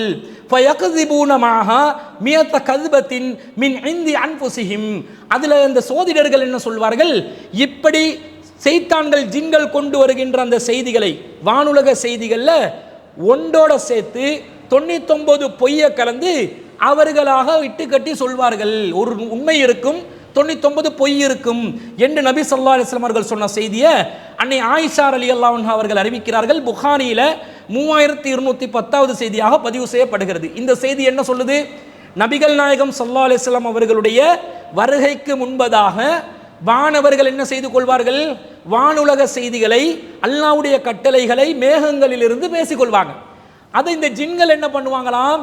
ஜின்கள் வானுலக செய்தியை ஒட்டு கேட்பதற்காக, வானத்தை நெருங்குறதுக்காக, அவர்கள் அபரிவிதமான ஆற்றலை பெற்றவர்கள், மனிதர்களை விட சக்தி வாய்ந்தவர்கள், வானங்களுடைய எல்லைகளை கடப்பதற்கு அவர்களுக்கு ஆற்றல் இருக்கிறது. அந்த ஆற்றல்களை பயன்படுத்தி அவர்கள் எப்படியாவது வானுலக செய்திகள் தங்களுக்கு கிடைத்து விடாதா என்று அதை கேட்பதற்காக சென்று விடுவார்கள். அப்படி செல்லுகின்ற நேரத்தில் ஏதாவது ஒரு செய்தி கிடைச்ச உடனே வானவர்களுடைய வாய்களால் வெளிப்படுகின்ற அந்த செய்தியை செவிமடுத்து ஒட்டு கேட்டு அதை கொண்டு சோதிடருடைய வாயில போட, சோதிடர் என்ன செய்வார்? அந்த செய்தியுடன் பல பொய்களையும் இணைத்து, பொய்களையும் கலந்து மக்களுக்கு அறிவித்து விடுவார் என்ற செய்தி வருது. இது ரசூல் ஸல்லல்லாஹு அலைஹி வஸல்லம் அவர்களுடைய வருகைக்கு முன்பு நடந்து கொண்டு இருந்த ஒரு செய்தி என்பதை இந்த ஹதீஸ் சொல்கிறது. அப்ப ரசூலுல்லாஹ்வுடைய காலத்துக்கு முன்பதாக, நுபுவத்துக்கு முன்பதாக வானுலகத்தில் செய்திகள், வானுலக ரகசியங்கள் முழுமையாக பாதுகாக்கப்பட்ட ஒரு நிலையில் இருக்கவில்லை. வானவர்களுடைய வாய்களால் வெளிப்படுகின்ற செய்தியை பிறர், ஷைத்தான்கள், ஜின்கள் கேட்கக்கூடிய நிலையில் வானம் இருந்தது என்பதை இதிலிருந்து நாம் விளங்கிக் கொள்கிறோம். அதே போன்று சஹீஹ் புகாரியிலே 4701வது செய்தியில இதை அபூ ஹுரைரா ரலியல்லாஹு அன்ஹு அவங்க அறிவிக்கிறாங்க. இதே மாதிரி ஒரு செய்தி வருது. என்ன வருது? இதா கலல்லாஹுல் அம்ர ஃபிஸ் ஸமாஹி, வானத்தில் அல்லாஹ் தஆலா ஒரு விஷயத்தை முடிவு செய்தால், லரபத்தில் மலாயிகத்து பி அஜ்னிஹதிஹா ஹுல்ஆனன், அல்லாஹ் தஆலாவுடைய இந்த செய்தியை செய்மடுத்தவுடன் வானவர்கள் என்ன செய்வார்கள்? தம் சிறகுகளை இறை கட்டளைக்கு பணிந்தவர்களாக அடித்துக் கொள்வார்கள். அப்படி அடிச்சு கொண்டு கஸ்ஸில்சிலத்தி அலா சஃப்வானின், பாறையின் மீது சங்கிலியை அடிப்பதால் எழும் ஓசையை போல் வானவர்கள் அந்த செய்தியை கேட்பாங்க. அந்த செய்தியை பயத்தில், அச்சத்தில் வானவர்கள் சிறகுகள் அடித்து பாறைகள் மீது சங்கிலி அடிச்சோன்னே வருகின்ற ஒரு சத்தத்திட, அந்த ஓசையிட ஒளியில் அந்த வானுலக கட்டளைகளை வானவர்கள் கேட்டுக்கொண்டு பிறகு அவர்களுக்கு அடுத்த நிலையில் உள்ள மலக்குமார்களுக்கு அதை சொல்லிக்கொண்டு இப்படியே கடைசி வரைக்கும் வந்துவிடும். என்ன பேசுவாங்களாம்? காலு, வானவர்கள் சொல்லிக் கொள்வார்கள், மாதா கால ரப்புக்கும், உங்கள் இறைவன் எதை உங்களுக்கு கட்டளையிட்டு இருக்கிறான்? காலு, அவர்களில் சிலர் சொல்வார்கள், லில்லதி, அந்த கேட்டவங்களுக்கு, லில்லதி காலல் ஹக்க வஹுவல் அலியுல் கபீர், அல்லாஹ் உண்மையை தான் சொல்லியிருக்கிறான், அவன் உயர்ந்தவன், பெரியவன். ஃபயஸ்மஹா முஸ்தரிகு ஸம்இ, இப்படி அவங்க பேசிக்கொள்றது ஒட்டு கேட்பவர்களுடைய காதுக்கு போய் விழுந்துரும். வ முஸ்தரிகு ஸம்இ ஹாகதா வாஹிதுன் ஃபௌக ஆஹர், இப்படி இருப்பவர்கள் ஒருவருக்கு மேல் ஒருவராக ஒட்டு கேட்டுக்கொண்டிருக்கக்கூடியவர்கள் அடுத்த நிலையில் உள்ளவர்களுக்கு அந்த செய்தி அப்படியே பாஸ் பண்ணி கொண்டே வருவாங்க. அந்த சுஃபியான் என்ற அறிவிப்பாளர் இது சம்பந்தமாக சொல்லும்போது எப்படி சொல்கிறார் என்றால், அவருடைய விரல்களை காட்டி இப்படி அடுக்கு அடுக்கா இவங்க இருந்து ஒட்டு கேட்பாங்க, வானுலகத்தின் செய்தி அடுத்தடுத்த நிலையில் உள்ளவங்களுக்கு பாஸ் பண்ணுவாங்க. ஃபருப்பமா அதிரக்க ஷிஹாபுல் முஸ்தமிஅ, இதை அந்த ஒட்டு கேட்பவர்கள் கேட்கின்ற நேரத்தில் கபுல ஐயர்மி பிஹா இலா சாஹிபிஹி, அவருக்கு அடுத்த நிலையில் உள்ளவருக்கு அதை அறிவிப்பதற்கு முன்பதாக அதிரக்க சிஹாபு, அவருக்கு ஒரு தீப்பந்தம் அவரை தாக்கிவிடும். இந்த ஒட்டு கேட்கிறவங்களும் ரிஸ்கில் தான் ஒட்டு கேட்குறாங்க. அடுத்த நிலையில் உள்ளவருக்கு, அவருக்கு கீழ் நிலையில் உள்ளவருக்கு அந்த செய்தியை பாஸ் பண்ணுறதுக்கு முன்னாடி கூட தீப்பந்தம் அவரை விரட்டும், அவரை அடித்துவிடும். ஃபயுஹ்ரிகஹு, அதன் மூலம் அவர் எரிந்து சாம்பலாகி விடுவார். வ ருப்பமா லம் யுத்ரிகுஹு அத்தா யர்மி பிஹா இலல்லதி யலிஹி இலல்லதி ஹுவ அஸ்ஃபல மின்ஹு அத்தா யுல்குஹா இலல் அர்லி, சில வேளை அடுத்த நிலையில் உள்ளவர்களுக்கு பாஸ் பண்ணின பிறகு இவருக்கு இந்த நிலை ஏற்படலாம். இப்படி பூமியில நெருக்கமாக இருக்கின்ற அந்த நிலையில் உள்ள ஜின் வரைக்கும் அந்த செய்தி சேர்ந்து விடும். அப்படி சேர்ந்தவங்க என்ன செய்வாங்கன்னு சொன்னா, ஃபதுல்கா அலா ஃபமிஸ் சாஹிரி, சூனியக்காரண்ட வாயில கொண்டாந்து இந்த செய்தியை போட, ஃபயக்திபு மஆ மியத கذபத்தின், அவன் இதோட சேர்ந்து ஒரு 100 பொய்யை சேர்த்து விட்டு, ஃபயஸ்துகு, அவன் சில உண்மைகளையும் சொல்லி விடுவான். ஒரு உண்மை, வானுலகத்திலிருந்து வர உண்மையோட பல பொய்களையும் 100 பொய்களையும் சேர்த்து சொல்லி விடுவான். ஃபயகூலூன அலம் யுக்பிர்னா யௌம கதா வகதா யகூன கதா வகதா, நான் இன்ன நாளில் இப்படி இப்படி நடக்கும் என்று சொன்னேனா இல்லையா என்று சொல்லி அவர்கள் சொல்வார்கள். ஃபவஜத்னாஹு ஹக்கன் லில் கலிமத்தி சுமிஅத் மினஸ் ஸமா, அவர்கள் வானத்திலிருந்து கேட்ட செய்தியின் காரணமாக அவர்கள் சொன்னதில் சில உண்மைகளும் இருக்கும் என்ற செய்தியை நாங்கள் புகாரியில் 4701வது செய்தியாக பார்க்குறோம். இதிலிருந்து என்ன விளங்குது? ஜின்கள் ஆரம்பத்தில் வானுலக செய்திகள் பாதுகாப்பு குறைவான நிலையில் இருக்கும்போது வானவர்களுடைய வாயிலிருந்து டிஸ்கஷன் பண்ணும்போது அந்த செய்திகளை ஜின்கள் கேட்டுக்கொண்டு இருந்தார்கள் என்று வருது. ஆனால் இந்த நிலை இன்று வரைக்கும் நீடிக்கப்படுகிறதா என்று கேட்டால் இன்று வரைக்கும் நீடிக்கப்படவில்லை. அல்லாஹ் தஆலா இதைத்தான் 72வது அத்தியாயத்தில் 8 மற்றும் 9வது வசனங்கள்ல சொல்கிறான். என்ன சொல்கிறான்? ஜின்கள் சொன்னார்களாம். சூரத்துல் ஜின்ல ஜின்களே பேசிக்கொண்டதாக சொல்லப்படுகிறது. வ அன்னா லமஸ்ன ஸமாஹ ஃபவஜத்னாஹா முலிஅத் ஹரஸன் ஷதீதன் வ ஷுஹபா, நாங்கள் வானத்தை தீண்டினோம். மனிதர்கள் அறிவியல்ல முன்னேற்றம் அடைந்தவர்கள் இன்னும் வானத்தை தொடவில்லை. ஆனால் ஜின்கள் சொல்கிறார்கள், நாங்கள் வானத்தை தொட்டோம். எந்த அளவுக்கு? அது கடுமையான பாதுகாப்பாலும் தீப்பந்தங்களாலும் நிரப்பப்பட்டுள்ளதை கண்டோம். முலிஅத் ஹரஸன் ஷதீதன், அது ரொம்ப கடுமையான பாதுகாப்புடனும் வ ஷுஹபா, தீப்பந்தங்களாலும் நிரப்பப்பட்டிருக்கிறது. வ அன்னா குன்னா நகுது மின்ஹா மகாயித லிஸ்ஸமஇ, ஆனாலும் இவ்வளவு தீப்பந்தங்கள் இருந்தாலும் கடும் பாதுகாப்போட இருந்தாலும் நாங்கள் வானங்களில் ஒவ்வொரு ஓரத்தில் உட்கார்ந்து செய்தி கேட்குமா செய்தி கிடைக்குமான்னு ஒட்டு கேட்கறதுக்காக இருந்தோம். அந்த நேரத்தில் ஒட்டு கேட்டுக்கொண்டு இருந்தோம். ஆனால் ஃபமன் யஸ்தமிஇல் ஆன, இப்போது யார் ஒட்டு கேட்பார்களோ யஜித் லஹு ஷிஹாபன் ரஸதா, அவனுக்கு கடுமையான அவனை நோக்கி வீசப்படுகின்ற ஒரு தீப்பந்தத்தை தனக்கு எதிராக அவன் கண்டு கொள்வான் என்று இந்த ஜின்கள் பேசிக்கொண்டு இருந்ததாக வருகிறது. அதாவது ஜின்கள் சொல்றாங்க, நாங்கள் வானத்தை தொட்டோம், வானத்தை தொட்டு அந்த வானத்தை பார்த்தா கடும் பாதுகாப்பாக இருக்குது. எந்த அளவுக்கு பாதுகாப்பு? இதில் ஏதாவது நாங்கள் ஒட்டு கேட்கறதுக்காக முயற்சி செஞ்சால் தீப்பந்தங்கள் கூட நம்மளை நோக்கி வீசப்பட்டு கொண்டு இருக்கக்கூடிய அளவுக்கு ரொம்ப ஃபயர்வால் நிறைஞ்சிருக்குது, ப்ரொடெக்ஷன் நடந்திருக்குது.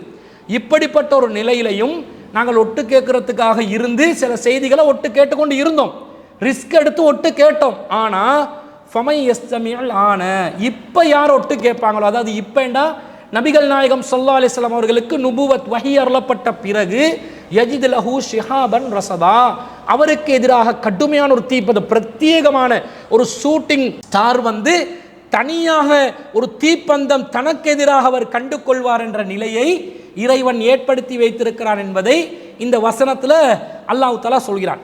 இது சம்பந்தமாக ஒரு ஹதீஸும் வருகிறது. எப்படி ஹதீஸ் வருகிறது என்றால், சஹீஹ் முஸ்லிம்ல 766வது செய்தியில் அப்துல்லா இப்னு அப்பாஸ் ரலியல்லாஹு அன்ஹு அவங்க அறிவிக்கிறாங்க. எப்படி அறிவிக்கிறாங்கன்னு சொன்னால், நபிகள் நாயகம் ஸல்லல்லாஹு அலைஹி வஸல்லம் காலத்தில் இன்தலக்க ரசூலுல்லாஹி ஸல்லல்லாஹு அலைஹி வஸல்லம் ஃபீ தாயிஃபத்தின் மின் அஸ்ஹாபிஹி ஆமிதீன் இலா சூகி உகாலின். ரசூல் ஸல்லல்லாஹு அலைஹி வஸல்லம் தன்னுடைய தோழர்கள் ஒரு சிலருடன் உக்கால் என்ற சந்தைக்கு சென்றார்கள். அந்த நேரத்தில் அந்த செய்தி சம்பந்தமாக வர்ணிக்கிறார்கள் சஹாபாக்கள், வகது ஹீல பைன ஷயாத்தீன வபைன ஹபரிஸ் ஸமா. அந்த நேரத்தில் ஷைத்தான்களுக்கும் வானுலக செய்திகளுக்கும் இடையே தடை ஏற்பட்டு விட்டது. ரசூல்லா உக்கால் என்ற இடத்துல அந்த சென்று சஹாபாக்களுக்கு குர்ஆனை ஓதிக்கொண்டு தொழுகை நடத்துகிறாங்க.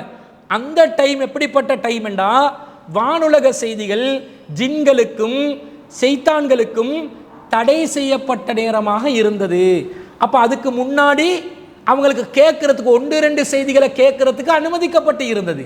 ரசூலுல்லாஹ்வுடைய வருகைக்கு பிறகு அது முற்றிலும் முழுதாக தடுக்கப்பட்டு விட்டது என்ற செய்தியை இந்த ஹதீஸிலிருந்து நாங்கள் புரிந்து கொள்கிறோம். எனவே இந்த வசனத்தில் என்ன சொல்லப்படுது? ரசூலுல்லாஹ்வுடைய வருகைக்கு பிறகு ஒட்டு கேட்பது தடுக்கப்பட்டது. இப்போ சகோதரர் என்ன கேள்வி கேட்கிறாருண்டா, 15-18 ஹிஜ்ரில் 18வது வசனமும் 37-10 சாஃபாத்தில் 10வது வசனமும் ஒட்டு கேட்டுக்கொண்டு இருந்தோம் என்று சொல்லப்படுது. அப்போ இது முரண்பாடான்னு கேட்குறாங்க. 15-18 என்ன வருது? வலக்கது ஜஅல்னா ஃபிஸ் ஸமாஹி புரூஜன், நாம் இந்த வானத்திலே நட்சத்திரங்களை ஏற்படுத்தி இருக்கிறோம். வஸய்யன்னாஹா லின்னாலிரீன் 16வது வசனத்தில் வருது. 15-16 அல்லாஹ் வானத்தை நட்சத்திரங்களால் அழகாக்கி இருக்கிறான். வஸய்யன்னாஹா லின்னாலிரீன், பார்ப்பவர்களுக்கு அதை நாங்கள் கவர்ச்சியாக்கி வைத்திருக்கிறோம்.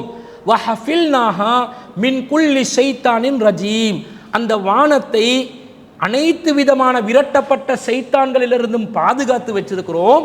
இல்லா மனிஸ்தரக்க ஸமஅ, யார் ஒட்டு கேட்பானோ அவனுக்கு தவிர. அப்போ ஒட்டு கேட்கிறவனுக்கு அந்த வானம் பாதுகாப்பு பட்டது கொஞ்சம் தளர்க்கப்பட்ட நிலையில் இருக்கிற மாதிரி இந்த வசனம் சொல்லுது. ஆனால் ஃபஅத்பஹு ஷிஹாபுன் முபீன், அவனுக்கு எதிராக ஒரு கடும் தீப்பந்தம் எதிர்த்து அவனை தாக்கும் என்ற வசனத்தில் இங்கே சொல்லப்படுது. அப்போ இந்த வசனத்தில் அல்லாஹ் என்ன சொல்கிறான்டா, வானத்தை கடுமையாக பாதுகாத்து தான் வச்சிருக்கிறான். கடும் பாதுகாப்பு தீப்பந்தங்களும் நிரப்பின நிலையில் அல்லாஹ் வானத்தை வச்சிருக்கிறான். ஷைத்தான் யாருக்கும் வானத்தை நெருங்க முடியாது, வானுலகத்துக்குள்ளே செல்ல முடியாது, அடிவானத்துக்குள்ளே கடந்து முதல் வானம் 2வது வானம் என்று வந்துட முடியாது. கீழே தான், வானத்துக்கு கீழே தான் அவங்களோட எல்லா அட்டகாசமும் என்றெல்லாம் ஆக்கி வச்சிருக்கிறான். ஆனால் ஒட்டு கேட்பவனுக்கு அவனுக்கு மட்டும் கொஞ்சம் நெருங்கலாம், ஒட்டு கேட்குற அந்த வேலையை பார்க்கலாம் என்று இந்த வசனம் சொல்லுது. இந்த வசனத்துடைய நிலை என்ன? நபி ஸல்லல்லாஹு அலைஹி வஸல்லம் அவர்கள் அந்த ஒட்டு கேட்கறதுக்காக ரசூலுல்லாஹ்வுடைய வருகைக்கு முன்னால் இருந்த ஒரு நிலை தான் இந்த வசனத்தில் சொல்லப்படுகிறது. அப்போ இந்த நிலை ஆரம்பத்தில் வானவ ஜின்களுக்கு ஒட்டு கேட்கறதுக்குரிய அந்த வாசலை அல்லாஹ் திறந்து தான் வச்சிருந்தான். அதுவும் ஒரு சிலருக்கு தான் கேட்க முடியும், எல்லாத்தையும் கேட்க முடியாது. இந்த நிலை ரசூலுல்லாஹ்வுடைய வருகைக்கு பிறகு மாற்றி அமைக்கப்பட்டு விட்டது. அவங்களுக்கு யாராவது இதை மீறி ஒட்டு கேட்க போனாலும் என்ன நடக்கும்? முயற்சி செய்வாங்க, ஒட்டு கேட்கறதுக்கு ட்ரை பண்ணுவாங்க. அப்படி ட்ரை பண்ணினாலும் என்ன நடக்கும் என்று சொன்னால், அவர்களுக்கு எதிராக ஒரு தீப்பந்தம் எரிந்து விழுந்து அவர்களை தாக்கி நாசமாக்குமே தவிர செய்திகளை ஒட்டு கேட்க முடியாது என்பதை இந்த வசனத்திலிருந்து நாங்கள் புரிந்து கொள்கிறோம். 37-10 என்ன வருது? அல்லாஹ் சொல்கிறான், இன்னா ஸய்யன்னா ஸமா அத்துன்யா பிஸீனத்தில் கவாகிபி, முதல் வானத்தை நட்சத்திரம் என்ற அலங்காரத்தால் நாம் அதை அலங்கரித்திருக்கிறோம். வஹிஃபுலன் மின் குல்லி ஷைத்தானின் மாரிதின், கட்டுப்படாத ஒவ்வொரு ஷைத்தானிடம் இருந்தும் அதை பாதுகாப்பாக நாங்கள் ஆக்கி வச்சிருக்கிறோம். லா யஸ்ஸமஊன இல்லல் மலஇல் அலா, அதில் இருக்கிறது உயர்ந்த கூட்டமாகிய வானவர்கள் என்ற கூட்டத்திடம் இருந்து ஒரு சில சொற்களை ஒட்டு கேட்பவனை தவிர. வை யுக்தஃபூன மின் குல்லி ஜானிபின் துஹூரன் வலஹுன் அஸாபுன் வாசிபுன், வானவர்கள் சொல்லக்கூடிய செய்தியிலிருந்து ஒரு சில சொற்களை ஒட்டு கேட்டவனை தவிர லா யஸ்ஸமஊன், அவர்களில் யாருக்கும் அதை செவிமடுக்க முடியாது. அப்படி யாராவது செவிமடுப்பதாக இருந்தால் விரட்டப்படுவதற்காக ஒவ்வொரு பகுதியிலிருந்தும் அவர்கள் மீது எரியப்படுகின்ற ஒரு பிரகாசமான தீப்பந்தம் அவர்களை விரட்டும். இல்லாமன் ஹதிஃபல் ஹத்ஃபது ஃபஅத்பாஹு ஷிஹாபுன் சாகிபுன், யாரொருத்தன் முயற்சி செய்கிறானோ அவனுக்கு எதிராக ஒரு விரட்டப்படுகின்ற தீப்பந்தம் அவனை தாக்கும் என்று இந்த வசனத்தில் அல்லாஹ் சொல்கிறான். பாதுகாப்பாக அல்லாஹ் ஆக்கிட்டான். ரசூலோட வருகைக்கு பிறகு எந்த காரணத்தை கொண்டும் ஒட்டு கேட்க முடியாது. முடியாது என்று சொன்னதுனால சைத்தான்கள் சும்மா இருப்பாங்களா? சும்மா இருக்க மாட்டாங்க, முயற்சி செய்வார்கள். அவங்க முயற்சி செஞ்சாலும் அந்த வானுலக செய்திகளை அவங்களுக்கு கேட்க கிடைக்குமா? கிடைக்காது. அப்படி முயற்சி செய்பவர்களுக்கு கிடைக்கிற விளைவு என்ன? தீப்பந்தம் வந்து அவர்களை நேரடியாக தாக்கி அவர்களை கருக வைத்து சாம்பலாக்கி விடும் என்பதுதான் முடிவாக வருமே தவிர செய்திகளை கேட்டு வரமாட்டாங்க. எப்போது?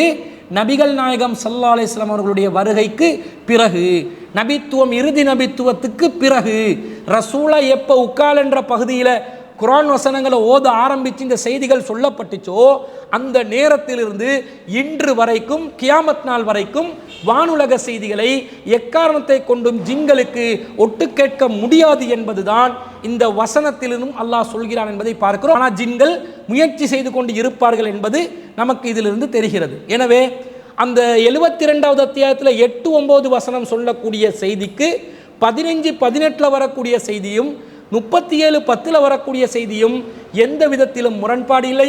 72-8-9 ரசூலுல்லாஹ்வுடைய வருகைக்கு பிறகு ஜின்களுக்கு வானுலக செய்திகளை ஒட்டு கேட்க முடியாது என்று தெளிவாக பிரகடனப்படுத்துகிறது. 15-18 37-10 அப்படி இருந்தாலும் அவர்கள் முயற்சி செய்வார்கள். முயற்சி செய்தால் தீமந்தத்தால் தாக்கப்பட்டு எரியப்படுவார்கள், சாம்பலாக்கப்படுவார்களே தவிர ஒட்டு கேட்க முடியாது என்பதைத்தான் இந்த வசனங்களிலும் தெளிவாக கூறப்பட்டிருப்பதை நாம் அந்த வசனங்களை கூர்ந்து அவதானித்து வாசித்து பார்த்தாலே புரிந்து கொள்ள முடியும் என்பதை நாம் இதன் மூலம் தெரிந்து கொள்கிறோம். எனவே இதில் எந்த முரண்பாடும் இல்லை. இன்றைய காலத்தில் ஜின்களுக்கு ஷைத்தான்களுக்கு வானுலக செய்திகளை எக்காரணத்தை கொண்டும் ஒட்டு கேட்கவே முடியாது என்பதுதான் இஸ்லாத்தின் அகீதாவாக இருக்கிறது என்பதை அந்த கேள்வி கேட்ட சகோதரருக்கு பதிலாக நாம் பதிவு செய்து கொள்கிறோம். அடுத்ததாக ஒரு சகோதரர் ஒரு கேள்வியை கேட்கிறார். என்ன கேள்வி அவர் கேட்கிறார் என்று சொன்னால், முதல் கணவரின் மகள் ஸ்டெப் டாட்டர் இரண்டாம் கணவருக்கு மஹரம் தானா? இதற்கான தெளிவான இஸ்லாமிய சட்டத்தை குர்ஆன் மற்றும் ஹதீஸ் ஆதாரம் அடிப்படையில் விளக்கவும் என்று சகோதரர் அஸ்ரின் அவர்கள் இந்த கேள்வியை கேட்டிருக்கிறார். அதாவது ஒரு பெண்மணிக்கு ஒரு கணவர் இருக்கிறார். அந்த கணவர் முதல் கணவர், அவர் இப்போ டிவோர்ஸ் ஆகியிருப்பார் அல்லது இறந்திருப்பார். அந்த முதல் கணவருக்கு ஒரு மகள் இருந்தால் இரண்டாம் கணவருக்கு, இரண்டாவது முறையில் அந்த பெண்மணியை திருமணம் முடிக்கக்கூடிய கணவருக்கு இந்த பெண்மணிக்கு முதல் கணவர் மூலம் பிறந்த மகள் மஹ்ரமான நிலையில் இருப்பார்களா? அதாவது முதல் கணவருடைய மகள் ஸ்டெப் டாட்டர் இரண்டாவது கணவருக்கு மகள் அந்தஸ்தில் இருப்பாரா என்பதுதான் அந்த சகோதரரின் கேள்வியாக இருக்கிறது. இது சம்பந்தமாக அல் குர்ஆனில் சூரத்துன் நிசால 23வது வசனத்தில் தெளிவாக அல்லாஹ் தஆலா ஒரு செய்தியை நமக்கு சொல்கிறான். எப்படி சொல்கிறான்? நீங்கள் தாம்பத்தியம் நடத்திய மனைவிக்கு வேறு கனவு மூலம் பிறந்த உங்கள் பொறுப்பில் உள்ள புதல்விகள் மணமுடிக்க தடுக்கப்பட்டுள்ளனர் என்று அல்லாஹ் தஆலா சொல்கிறான். எப்படி சொல்கிறான்? வ ரபாயிபுக்கும் உல்லாத்தி ஃபி ஹுஜூரிக்கும் மின் நிசாயிக்கும் உல்லாத்தி தஹல்தும் பிஹின்ன. நீங்கள் ஒரு மனைவிக்கு தாம்பத்தியத்தில் நீங்கள் ஈடுபட்டுட்டீங்க. அந்த மனைவிக்கு வேறு கணவன் மூலம் ஒரு குழந்தை பிறந்திருந்தால், ஒரு புதல்வி பிறந்திருந்தால், அந்த புதல்வி உங்களுக்கு திருமணம் செய்வதற்கு தடுக்கப்பட்டுள்ளார்கள் என்று அல்லாஹ்வே குர்ஆனில் தெளிவாக சொல்கிறான். ஆனால் ஃபஇன்லம் தகூனு தஹல்தும் பிஹின்ன, நீங்கள் இந்த மனைவியை திருமணம் முடிச்சிட்டீங்க, ஆனால் இதுவரைக்கும் அந்த மனைவியுடன் நீங்கள் இல்லறத்தில் ஈடுபடவில்லை. இந்த நிலையில் நீங்கள் மனைவியை விவாகரத்து செய்து விட்டீர்கள் என்று சொன்னால் அந்த நேரத்தில் அந்த மனைவிக்கு முதல் கணவர் மூலம் பிறந்த புதல்வி உங்களுக்கு மஹ்ரமாக மாட்டாள் என்றும் அல்லாஹ் குர்ஆனில் சொல்கிறான். அப்போ ஒருவருக்கு, ஒரு பெண்ணுக்கு முதல் கணவரின் மகள் இருந்து இரண்டாம் கணவருக்கு அந்த மகள் மஹ்ரமான நிலைக்கு வருவதாக இருந்தால் இந்த பெண்மணி இரண்டாம் கணவருடன் இல்லறத்தில் ஈடுபட்டு அந்த வாழ்க்கையை தொடர வேண்டும். வாழ்க்கை தொடராத நிலை ஏற்படுமேயானால், பிரிந்த நிலை ஏற்படுமேயானால் அந்த நேரத்தில் முதல் கணவருடைய மகள் மஹரமான நிலைக்கு வர மாட்டார் என்பது இந்த வசனத்தின் மூலமாகவே நாம் தெளிவாக புரிந்து கொள்கிறோம். அப்போ இது ஒரு நிபந்தனைக்கு உட்பட்ட நிலையில்தான் இந்த செய்தி இருக்கிறதே தவிர நிரந்தர ஹராம் என்ற ஒரு நிலையில் இல்லை. அப்போ திருமணத்தின் மூலமாக ஒரு பெண்மணி இரண்டாம் கணவருடன் வாழ்க்கையை ஆரம்பித்தால் அவருடன் தாம்பத்திய உறவு கொண்டால்தான் முதல் கணவனுடைய குழந்தை, முதல் கணவனுடைய புதல்வி இவருக்கு மஹரமான அந்தஸ்தை பெறுவார். அப்போ தாம்பத்திய உறவு கொண்டுட்டாங்கன்னா மஹரமான நிலைக்கு வந்துடுவாங்க. அப்போ மகள் அந்தஸ்துக்கு ஸ்டெப் டாட்டர் வந்துடுவாங்க என்பதை இந்த வசனத்திலிருந்து அல்லாஹ் சொல்கிறான். இதுதான் குர்ஆனில் வரக்கூடிய தெளிவான ஆதாரம், நேரடியான நஸ்ஸு. எனவே இதை வைத்து தாம்பத்தியம் நடத்தப்பட்டதா இல்லையா என்பதை வைத்து மகளாகுவாங்களா, மகள் அந்தஸ்தில் வராமல் இருப்பாங்களா என்பதை முடிவு செய்ய வேண்டும் என்பதுதான் அந்த சகோதரர் கேட்ட கேள்விக்கு பதிலாக நாம் பதிவு செய்து கொள்கிறோம். அடுத்ததாக ஒரு கேள்வியை கேட்குறாங்க. பெண்கள் தலைமுடிக்கு கலர் சாயம் ஹேர் டை போடலாமா என்று கேட்குறாங்க. சைனா ஃபோர்ட்லேருந்து ஒரு சகோதரி கேட்குற கேள்வி என்னென்னா, பெண்கள் தலைமுடியை சாயம் போட்டு கலர் போட்டு ஹேர் டை அடித்து மாற்றம் செய்து கொள்ளலாமா என்று கேட்குறாங்க. பொதுவாக தலைமுடிக்கு சாயமிட்டு கொள்வது என்பது ஒரு நபி வழியில் உள்ள ஒரு விஷயமா இருக்குது. ஒரு சாதாரணமாக அனுமதிக்கப்பட்ட நீங்கள் செய்தால் தப்பு கிடையாது என்ற மாதிரி ஒரு நிலையில் ஒன்று இல்லை. அந்த எந்த நிலையில் இருக்குதுன்னா, இந்த காரியத்தை நீங்கள் செய்வது நபி வழி என்று சொல்லப்படுகின்ற அளவுக்கு, சுன்னத்து என்று சொல்லப்படுகின்ற அளவுக்கு வலியுறுத்தப்பட்ட ஒன்று. நபிகள் நாயகம் ஸல்லல்லாஹு அலைஹி வஸல்லம் அவங்க புகாரியில் 3462வது செய்தியாக பதிவு செய்யப்பட்ட ஒரு செய்தியில் அபூ ஹுரைரா ரலியல்லாஹு அன்ஹு அவங்க அறிவிக்கிறாங்க. ரசூலுல்லாஹ் என்ன சொன்னாங்க? கால இன்னல் யஹூத வன் நஸாரா, யூதர்களும் கிறிஸ்தவர்களும் லா யஸ்புகூன், அவர்கள் தலைமுடிக்கு சாயமிட்டு கொள்ள மாட்டார்கள். ஃபஹாலிஃபுஹும், எனவே அவர்களுக்கு நீங்கள் மாற்றம் செய்யுங்கள் என்று அல்லாஹ்வின் தூதர் ஸல்லல்லாஹு அலைஹி வஸல்லம் சொல்லியிருக்கிறாங்க. அப்போ யூதர்கள் கிறிஸ்தவர்கள் தலைமுடிக்கு சாயமிட்டு கொள்வதை அவர்களுடைய பழக்கத்தில், அவங்களோட கலாச்சாரத்தில், அவங்களோட மதத்தில் உள்ளொரு விஷயமாக அவங்க செய்ய மாட்டாங்க.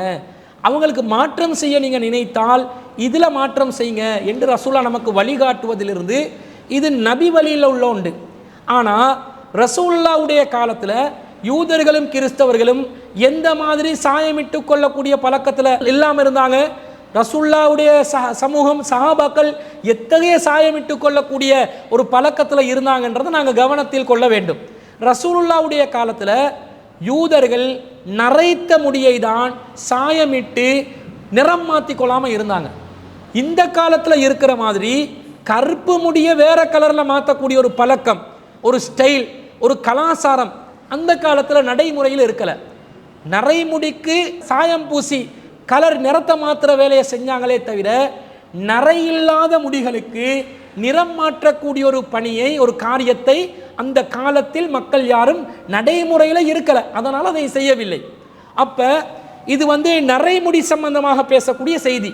நீங்கள் சாயமிட்டுக்கோங்க, யூதனுக்கு மாற்றம் செய்யுங்க, அவங்க பல பல பலன்னு அவங்களோட தலைமுடியை வச்சு கொண்டாங்க, நீங்கள் அதுக்கு மாற்றம் செய்யுங்க என்று ரசூலுல்லாஹ் நரைமுடியில் கலர் மாற்றுறது சம்மந்தமாக தான் இந்த செய்தி சொல்லுது. ஆனால் இப்போ நாங்கள் நரைக்காத முடிகள் கலர் பண்ணலாமா, அது ஆணாக இருந்தாலும் சரி பெண்ணாக இருந்தாலும் சரி கலர் பண்ணி கொள்ளலாமான்னு கேட்டால், மார்க்க ரீதியாக ஒரு நரைக்காத முடிய கலரிட்டு கொள்வது, சாயமிட்டு கொள்வது மார்க்க ரீதியான ஒரு பணியாக இருக்கக்கூடிய ஒரு விஷயமா?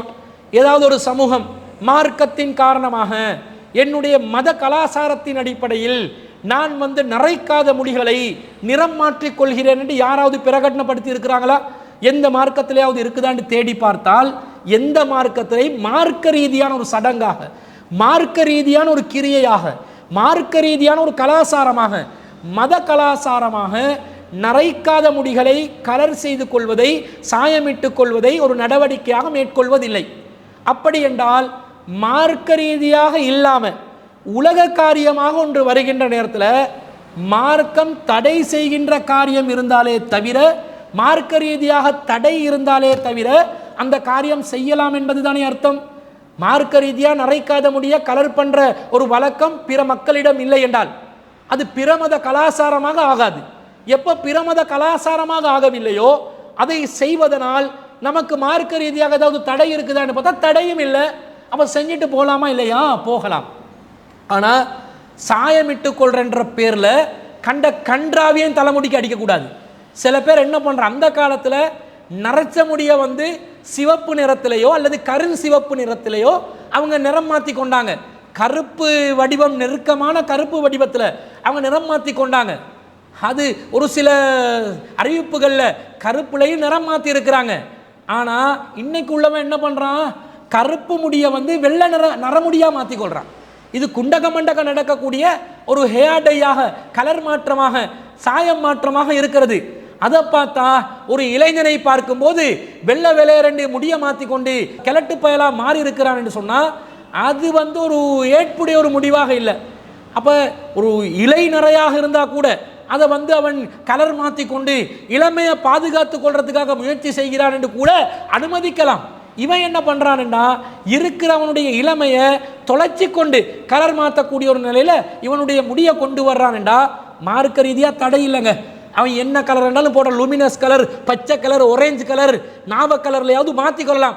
பார்க்குறதுக்கு ஒரு கன்றாவியாக, ஒரு அலங்கோலமாக, ஒரு ஐஆர்சி டைப்பில், நம்ம ஊர் வழக்கத்தில் சொல்லுவாங்க ரஸ்தியாதுக்காரன், ஒரு ஐஆர்சி டைப், டீசன்ட் இல்லாதவன், டிசிப்ளின் இல்லாதவன் என்று சொல்கிற அளவுக்கு இல்லாமல் இருந்தால் அது ஒரு பேணுதலாக இருக்கும். ஆனால் நரைக்காத முடிய கலர் மாற்றி கொள்ளலாம். எந்த கலர் என்று வரலை, தடைக்கு செய்யப்பட்ட ஒரு கலரும் வரலை. அதனால் எந்த கலரில் இருந்தாலும் மாற்றி கொள்ளலாம். அது சமூகத்தில் உள்ள அந்த டீசன்ட் டிசிப்ளின் என்ற அந்த கவனத்தில் கொண்டு அவர்கள் மாற்றிக்கொண்டால் சிறப்பானதாக இருக்கும் என்ற ஒரு கருத்தை தான் நாம் அவர்களுக்கு சொல்ல முடியும். இப்போ கேள்வி என்ன வருது, பெண்களுக்கு நரைக்காத முடியோ நரை முடியோ கலர் மாற்றலாம்னு கேட்குறாங்க. நரை முடியாக இருந்தால் தாராளமாக நீங்கள் கலர் மாற்றி கொள்ளலாம். நரைக்காத முடியாக இருந்தாலும் ஆண்களுக்கு எது சட்டமோ அதுதான் உங்களுக்கு முடிய சட்டம், தாராளமாக செய்து கொள்ளலாம். ஆனால் சில நிபந்தனைகள் இருக்குது. இப்போ பெண்கள் கருப்பு முடிய டை அடிக்கிறாங்க, சிவப்பு நிறத்திலையோ மருதாணி நிறத்திலையோ அல்லது ஒரு விதமான நாவல் நிறத்திலையோ, அது அவங்களுக்கு விருப்பமான ஒரு மெரூன் கலர்லையோ மெஜெண்டா கலர்லையோ டை பண்ணி கலரை மாற்றுறாங்கன்னு வைங்க. இந்த அலங்காரத்தை யாருக்கு காட்டணும்? ஊரில் உலகத்தில் உள்ள எல்லா ஆண்களுக்கும் காட்டலாமா? அந்நிய ஆண்களுக்கு காட்டலாமா? காட்ட முடியாது. யாருக்கு காட்டணும்டா, தன்னுடைய அலங்காரத்தை தனது கணவனுக்கு தான் காட்டணும். வேறு அந்நிய ஆண்களுக்கு காட்டக்கூடாது. தன்னுடைய கணவனுக்கு ஷோ பண்ணுற விதத்தில் நீங்கள் என்ன கலர் இருந்தாலும் போட்டுக்கோங்க. பச்சை பச்சை ரெண்டு முடியை மாற்றி கொண்டாலும் பரவாயில்லை. யார் அதை பார்த்து ரசிக்கணும்? பச்சை கலரில் முடி மாற்றினது ரசிக்கிற கணவன் உங்களுடைய கணவனாக இருந்தால் பச்சை பச்சை ரெண்டு முடியை மாற்றி உங்களோட கணவனுக்கு நீங்கள் அழகை காட்டுங்க. ஊர் உலகத்தில் உள்ளவனுக்கெல்லாம் அழகை காட்ட போனால் அது மார்க்கத்தில் அனுமதிக்கப்பட்டது. உங்களோட தலைமுடிய அல்லாஹ் தஆலா மஹ்ரம் என்று சொல்லக்கூடிய அந்த உறவு அல்லாத யாருக்கு முன்னாடியும் உங்களோட அலங்காரத்தை வெளிப்படுத்த வேணாம் என்று அல்லாஹ் சொல்கிறான். கூந்தல் என்ற அழகுக்குள்ள நீங்கள் வந்து டை என்ற பேரில், கலர் மாற்றுற பேரில், சாயம் மாற்றம் என்ற பேரில் ஒரு அலங்காரத்தை வெளிப்படுத்துறீங்க. அந்த அலங்காரம் யாருக்கு வெளிப்படுத்தலாம் என்று கேட்டால் 24வது அத்தியாயத்தில் 31வது வசனத்தில் அல்லாஹ் சொல்கிறான், வலா யுபதீன ஜீனத்தஹுன்ன இல்லா லிபுஊலதிஹின்ன, உங்களுடைய அலங்காரங்களை நீங்கள் வெளிப்படுத்த வேண்டாம். யாருக்கு தவிர? தமது கணவர், அவ் ஆபாஹின்ன, தம்முடைய தந்தைகள், அவ் ஆபாஹி புஊலதிஹின்ன, அல்லது கணவருடைய தந்தையர்கள், அவ் அபுனாஹின்ன, அல்லது தன்னுடைய புதல்வர்கள், அவ் அபுனாஹி புஊலதிஹின்ன, அல்லது தன்னுடைய கணவரின் புதல்வர்கள், வேறு மனைவிக்கு பிறந்த புதல்வர்கள், அவ் எஹ்வானிஹின்ன, தனது சகோதரர்கள், அவ் பனி எஹ்வானிஹின்ன, அல்லது தன் சகோதரர்களுடைய புதல்வர்கள், அவ் பனி அஹவாத்திஹின்ன, தனது சகோதரிகளுடைய புதல்வர்கள், அவ் நிசாயிஹின்ன, அல்லது பெண்கள் மத்தியில் கூட நீங்கள் அதை வெளிப்படுத்தலாம். அவ் மா மலக்கத் ஐமானுஹுன்ன, அல்லது உங்களுடைய அடிமைகளுக்கு முன்னால் வெளிப்படுத்தலாம். அவி தாபிஈன கைரி உலில் இர்பத்தி மினர் ரிஜாலி, அல்லது மனிதர்களுடைய அங்க அடையாளங்கள் சம்பந்தமாக நாட்டம் இல்லாத தள்ளாத வயதில் உள்ள ஆண்கள் முன்னாடி, ரொம்ப வயசானவங்களுக்கு முன்னாடி கூட இதை காட்டலை. இப்போ இருக்கிற வயசானவங்களும் கொஞ்சம் டேஞ்சரஸான ஆட்கள் தான், பாட்டிகளை செக் பண்ணி தான் அதையும் செஞ்சு கொள்ளணும். அவி திஃபிலில்லதீன லம் யவ்ஹரு அலா அவுராத்தின் நிசா, அல்லது பெண்களுடைய அவுரத்துகள் சம்பந்தமாக அறிவு இல்லாத, உணர்வு இல்லாத சிறுவர்களுக்கு முன்னாடி நீங்கள் உங்களுடைய அலங்காரங்களை வெளிப்படுத்தலாம் என்று அல்லாஹ் சொல்கிறான். அப்போ இவர்களுக்கு முன்னாடி தான் இந்த நரைக்காத முடிய நீங்கள் கலர் சாயம் போட்டுக்கொண்டாலும் காட்டலாம் என்றது இருக்குதே தவிர, மரக்கறிக்காரங்கிட்ட, பஸ் கண்டக்டர்கிட்ட, ஊரில் வர மீன்காரங்கிட்ட, பால்காரங்கிட்ட, இந்த ஃபார்மசிக்காரங்கிட்ட, நீங்கள் பேசுகிற சில்லறை கடைக்காரங்கிட்ட, க்ரோசரிக்காரங்கிட்ட எல்லாமே இதை காட்டி கொண்டு திரிஞ்சால் இதே உங்களுக்கு ஹராமாகி உங்களுடைய மறுமை வாழ்க்கையை பாழாக்கக்கூடியதாக ஆக்கிவிடும். எனவே இந்த நிபந்தனைகளுக்கு உட்பட்டு ஹலாலான முறையில் நீங்கள் வந்து உங்களுடைய ஜீனத்தை வெளிப்படுத்துறதுக்கு அனுமதிக்கப்பட்டவர்கள் முன்னாடி இதை வெளிப்படுத்தி கொள்ளலாம். அடுத்தது, இந்த டைகளிலும் அதில் இன்க்ரீடியன்ஸை கொஞ்சம் பார்த்து, சில இடங்களில் வந்து இந்த டைகள் பயன்படுத்துகிற தயாரிக்கிற முறைகளில் பண்டி கொழுப்பு கலந்த இந்த செய்திகள் எல்லாம் சொல்கிறாங்க. அப்போ அது நஜீஸாக இருந்தால் உடம்பில் தேய்த்து கொள்வதில் அதை வந்து கவனத்தில் கொள்ளணும். அதே போன்று உழு செய்வதற்கும் நீங்கள் கடமையான குளிப்பதற்கும் தடை ஏற்படுத்தக்கூடிய விதத்தில் நக போலீஸ்கள் போன்ற கனமான டைகளாக இருந்தால் அதை நீங்கள் தலையில் அடித்தோன்னு உங்களோட முடியை முழுசாக மறைக்கக்கூடிய ஒரு எக்ஸ்ட்ரா லேயர் வந்து அந்த தலைமுடியை மறைக்கக்கூடிய விதத்தில் கனமான ஒரு லேயராக வந்து அந்த டை கலரை மாற்றும் என்று சொன்னாலும் அத்தகைய டைகளை நீங்கள் தவிர்த்து கொண்டு மெஹந்தி போன்ற ஹெனா போன்ற நீர் ஊடுருவக்கூடிய 100% நீர் ஊடுருவக்கூடிய விதத்தில் இருக்கக்கூடிய டைகளை நீங்கள் பயன்படுத்தி கொண்டால் மார்க்க ரீதியாக அதை எந்த வகையிலும் தவறு என்று சொல்ல முடியாது. இந்த நிலையில் பெண்களுக்கு அது அனுமதிக்கப்பட்டிருக்கிறது என்பதை நாம் இதன் மூலம் விளங்கிக் கொள்கிறோம்.